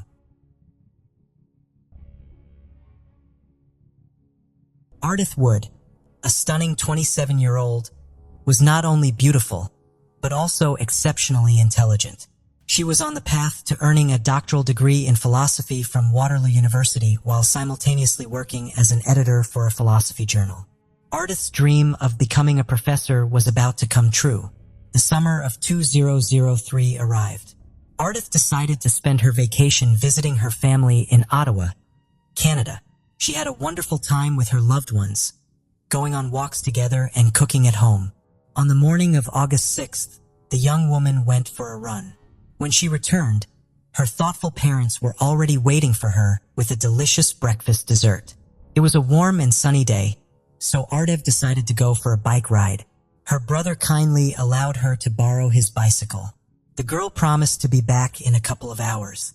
That day, her mother planned to go shopping before lunch, awaiting her daughter's return from the ride. Ardith loved cycling along the picturesque route through the forest, past the river and cliffs. This trail was popular among local cyclists. It was always peaceful and safe here, but not this time. 27-year-old Ardith never came home. Her mother was worried about her, and then a heavy downpour started. The woman understood that her daughter wouldn't be riding in such weather, but time passed, and she still wasn't back. The family set out to search, assuming the girl might have fallen off her bike and needed help. Bike paths wound through the entire city, and they didn't know which direction Ardith had gone this time, so her relatives searched all over town. Their efforts were fruitless, and when it got dark, they went to the police. Due to the bad weather, the search was postponed until morning. The next day was no news about Ardith. One of the largest search operations in Ottawa's history began. It involved rescuers, police officers, dog handlers with their canines and helicopters. In total, about 1,000 people, including numerous volunteers. Ardith's family actively participated in the search, posting flyers with the girl's photo all around the city. But the first few days yielded no progress. The police turned to the public for help. Soon a call came from a local resident. She said that on the day of Ardith's disappearance, she was in the forest on the bike path and saw a creepy guy with a bicycle there. The witness described him as a young man with a pleasant appearance, well-dressed, but behaving extremely suspiciously. His conduct was frightening. It turned out the stranger had tried to push the girl off her bike and drag her into the bushes. Fortunately, other people appeared on the trail. The perpetrator fell behind and she managed to escape quickly. After this incident, she no longer felt safe on walks and stopped cycling alone. According to the girl, it happened in an area called Green Creek. She suggested that the stranger might have attacked Ardith as well. The eyewitness was invited to the police station to create a composite sketch. She described the suspect as a young man, 20-30 years old, light-skinned, dark-haired with a beard and glasses, pleasant-looking and athletically built. The sketch was shown to Ardith's family, but they didn't recognize anyone familiar to the missing woman. Many men wore similar glasses and beards at the time, so suspicion could fall on anyone. The investigators decided not to publish the portrait in the media, fearing a wave of false calls. The police constantly asked local residents for help, showing Ardith's photo. Law enforcement was confident. Such a bright, beautiful girl with a memorable appearance couldn't have gone unnoticed. Someone must have seen her and could provide a lead. This assumption proved true. 16-year-old Laura called the police. She said that on the day of the disappearance, while riding past on her bicycle, she saw Ardith on the bike trail. The missing woman was sitting on a rock, seemingly resting. When Laura rode further, she heard a scream. Turning around, the girl saw Ardith arguing with some guy. Laura didn't know what to think. Maybe it was just a lover's quarrel. Ardith wasn't calling for help. And then she went into the woods with that man. Laura wanted to find out what was happening, but got scared. Seeing the approaching storm, the 16-year-old witness hurried home. As she was leaving, she thought she heard someone screaming. The police invited Laura to the station to show her the composite sketch of the stranger. She recognized him. According to the girl, it all happened around 1 p.m. in the same place, Green Creek. Later, the police received several more calls from girls who had encountered this creepy guy on the trail. He attacked them, but the victims were lucky to escape. One woman's call particularly stood out. She recounted how an attractive stranger approached her during a walk.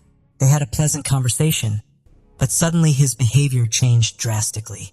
The men started grabbing her, but the woman managed to push the attacker away with her bicycle and quickly flee. She didn't even look back, afraid he would catch up. After returning home, the woman told her family about the incident and warned her loved ones to stay away from that place. Oddly, none of the girls who were attacked reported it to the police. The search for Ardith concentrated around the creek area. Soon, her bicycle was found, indicating the police were on the right track. Meanwhile, the investigators received another call that became a breakthrough in the case. A man, without giving his name, reported an unpleasant incident in the forest. Terrible accident. Allegedly, he didn't want to harm our Defoteca life. Confused, he decided to get rid of the body. The stranger carried the girl across the creek, dug a small pit and buried her there, covering the grave with branches. Then he hung up. The police managed to trace the call. It was made from a phone booth 20 minutes away from Ottawa. Law enforcement rushed there, hoping to find witnesses or lift fingerprints or DNA from the receiver. But disappointment awaited them. Someone had thoroughly wiped the handset. Neither eyewitnesses nor surveillance cameras could be found. The search for Ardith continued in Green Creek. Dogs trained to detect the smell of corpses arrived at the scene. Soon, the worst fears of the family and the police were confirmed. With the help of the dogs, they managed to find the missing woman's grave, located between two trees in a quiet, picturesque spot. Coming closer, the detective saw the half-buried naked body of the girl. Likely, the criminal was startled by someone, which is why he buried the victim so sloppily. Criminologists started examining the crime scene, but unfortunately found no evidence. No fingerprints or DNA. The medical examiner confirmed it was Ardith Wood. She died a horrific, agonizing death that didn't resemble an accident at all, contrary to what the stranger said in his conversation with the police. The cause of death was drowning. Algae were found in her lungs, so the girl was still alive when she ended up in the water. Despite the body being found naked, the medical examiners didn't find unequivocal signs of rape, although they didn't rule it out. The police believed the crime was sexually motivated. In their opinion, the stranger hunted girls in a deserted place for this purpose. Otherwise, what else could have driven him? The detectives needed to catch the criminal urgently to avoid new victims. They were convinced he had attacked several girls and had already killed one. How far could the maniac go? The police decided to publish a composite sketch of the suspect in the media, asking the public for help in identifying him. Investigators received about 4,000 calls with leads and began processing them, which took a lot of time. On September 10th, the police released important information about the suspect. It turned out that the girls who saw the stranger in the forest had noticed one detail. He had an eagle tattoo on his left shoulder. This was a crucial lead that could help track down the criminal. The media published a sketch of the tattoo, after which several calls came to the police. People reported acquaintances with bird tattoos on their faces, necks, or backs. However, this information led nowhere. In April 2004, while processing another batch of calls, investigators came across an important clue. A man claimed he knew the killer. The person lived in the area and was riding a bicycle in the Green Creek vicinity of the time of the crime. The detectives were interested in this information and invited the specified suspect for a conversation. When the guy entered the police station, the investigators were amazed. He matched the criminal's description both in appearance and age. During the conversation, the young man was noticeably nervous. He said he often rode his bike along that trail, not understanding what the issue was.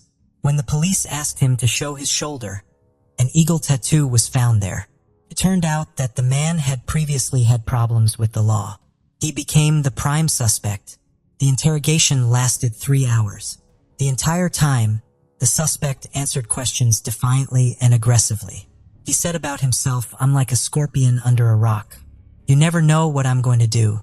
The guy had no alibi, but couldn't say what he was doing on the day of our death's disappearance. However, he denied involvement in the girl's murder. There was insufficient evidence against him, so the suspect was released, but placed under surveillance. A few weeks later, he was invited for questioning again. The detectives had gathered a lot of information about him and carefully prepared their questions. They also suggested the young man take a polygraph test. The suspect agreed and easily passed all the tests. The police couldn't believe it but had to let him go. Got all suspicions.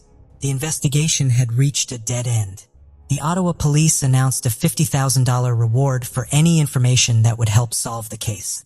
It was the largest amount law enforcement had ever offered under similar circumstances. Soon, about 5,000 calls with leads came in, which the police began to check. One portion of information mentioned the name Christopher Myers, which caught the investigators' attention. It turned out he had previous convictions for selling prohibited substances. Colleagues described 25-year-old Chris as a quiet, non-confrontational, and even inconspicuous guy who worked as a janitor. His face was remarkably similar to the composite sketch of the suspect. Moreover, he had the same beard. The police were delighted, thinking they had finally found the right man. But it turned out Christopher had an alibi for the day of our death's disappearance. The landlady of the apartment he was renting claimed that on August 6, 2003, the young man was at home in the morning and then went to work at a restaurant. This surprised the police because a year had already passed. How could the woman remember the details of that day so clearly? Another problem arose. Christopher didn't have an eagle tattoo on his shoulder. Although witnesses insisted they had seen this tattoo on him, maybe he had it removed. The detectives were convinced this was the person they needed and had to prove it. A few weeks later, another similar attack occurred. In the evening, a girl who closely resembled Ardith was walking alone across a bridge when she heard someone walking behind her. Turning around, she saw an attractive man on a bicycle. The girl had no intention of making acquaintances or talking and asked to be left alone. The man rode past her, and just as she sighed with relief, the stranger turned his bicycle around and rushed straight at her. There was no one around who could help. The attacker jumped off his bike and forcibly dragged the victim into the bushes. The girl screamed very loudly, which seemed to frighten the assailant. He fled. The victim went to the police. Other investigators took on this case. Everyone assumed it was an attempted robbery, and the detectives investigating our death's disappearance found out about the incident much later. In May, another attack occurred on a tall blonde woman similar to the missing person. The girl was returning late in the evening from a party when a stranger approached her and tried to strike up a conversation. She asked to be left alone. Then he started asking for help, claiming he was lost. The girl explained where he should go, and he left. She breathed a sigh of relief, but literally 10 minutes later, he attacked her from the bushes. The assailant furiously began strangling her, twisting her neck. At that moment, the girl thought it was the end, but she continued to resist, screaming, hitting him, biting. Her screams attracted the attention of the residents of the building who came out to see what was happening. This frightened the criminal and he fled, but this time he made a serious mistake. In his haste, he dropped his phone. Investigators established that the mobile belonged to Christopher Myers, whom they suspected in the Odd Death murder case. The puzzle came together. Chris committed all the similar crimes. He chose girls with similar appearances, blondes, and attacked them. Christopher was brought in for questioning, but he wasn't in a hurry to confess to the murder. He said he had never been to Green Creek, had never seen our death, and wasn't involved in the other attacks. Chris complained about mental health issues and uncontrollable aggression, but insisted he hadn't caused physical harm to anyone. The detectives noticed he had crooked teeth and persuaded him to take a polygraph test. The test lasted 5 hours, and Chris failed it miserably. But despite this, he still continued to claim his innocence, saying the polygraph was wrong. Since the results of the lie detector test weren't considered evidence, the suspect had to be released. For the next 5 months, detectives gathered evidence against him, interrogating everyone who knew Christopher, relatives, friends, colleagues, and his ex-girlfriend. It turned out Christopher was born into a dysfunctional family of alcoholics. His difficult childhood was accompanied by the development of various mental disorders, attention deficit disorder and schizoid disorder. Chris was taken from his birth family and adopted by another couple. The adoptive parents treated the boy with love, but he was uncontrollable. They couldn't cope with raising the troubled child and returned him to the orphanage when Chris turned 12. As he grew older, he seemed to become an ordinary, normal guy. Christopher graduated from school, entered university, socialized with friends, and lived in a dormitory. But his roommate considered Chris abnormal. He told creepy stories that frightened her. Eventually, she kicked him out of the room. Chris's ex-girlfriend revealed that he loved cycling along the trails of Ottawa and was fascinated by the picturesque scenery. She also disclosed his main secret. Christopher enjoyed temporary tattoos. For a while, he had the exact image of an eagle on his shoulder. The girl was shown a sketch of the tattoo, and she confirmed that he had the same one on his left shoulder. Christopher was summoned for questioning on October 13, 2005. He was placed in a very cramped interrogation room. This time, the conversation was conducted by burly men who pushed their chairs right up against Chris. All this put tremendous psychological pressure on the suspect. The investigators started with simple words. "We know everything about you, Chris. We know it was you who killed our death." Christopher responded evasively. 3 hours later, he began to give testimony. Confused and inconsistent, Chris admitted that he was in Green Creek that day and met our death. Struck by her beauty, he decided to get acquainted. He started giving compliments, chatting nicely, and then invited the girl into the woods, and she agreed. Once there, Christopher began hugging and kissing her, showing the detectives exactly how. And then, according to him, it all ended. Ardith recoiled from him. Apparently, she didn't like his manners. She ran away but fell into the creek. Christopher tried to save the girl but failed. He wanted to portray himself as a hero, but this absolutely didn't correspond to his subsequent actions. For some reason, he pulled Ardith's body out of the water, undressed it, and buried it. When the policeman stated that Chris was going to be charged with murder, he immediately retracted his words. "No, I never met her. It was a joke. I took all the information from the newspapers." The detective had to have a serious one-on-one conversation with him. Eventually, Chris confessed to killing Ardith. He even drew a map with the trails in Green Creek where he met the girl. On it, he marked another person, Laura, who saw him with the victim in the forest. Laura recognized the suspect as the same man she had seen then. Christopher was arrested on October 20th, 2005. He agreed to go to the crime scene to recreate the events. But when they arrived at the indicated trail, Christopher suddenly declared that it wasn't the right location, claiming everything happened elsewhere, although everything matched. Christopher had an unstable psyche. He would give testimony and then retract his words. Later, he also confessed to other attacks on girls. He was charged with additional crimes for these offenses. At the trial, the lawyer stated that Christopher was just a troubled young man. At first, the accused denied his previous confessions, but later, on the advice of his defense attorney, he decided to make a deal with the investigation and plead guilty. On January 8, 2008, 5 years after the murder, the defendant confessed to the crime but refused to disclose the motives and details. Later, he also admitted to the other attacks. The prosecution believed that on that day, Chris wasn't on the forest trail by chance. He was stalking his prey like a hunter. He attacked several girls who were lucky enough to escape. The likely motive was sexual assault. Ardith was unlucky that day. She was Christopher's type, an attractive blonde.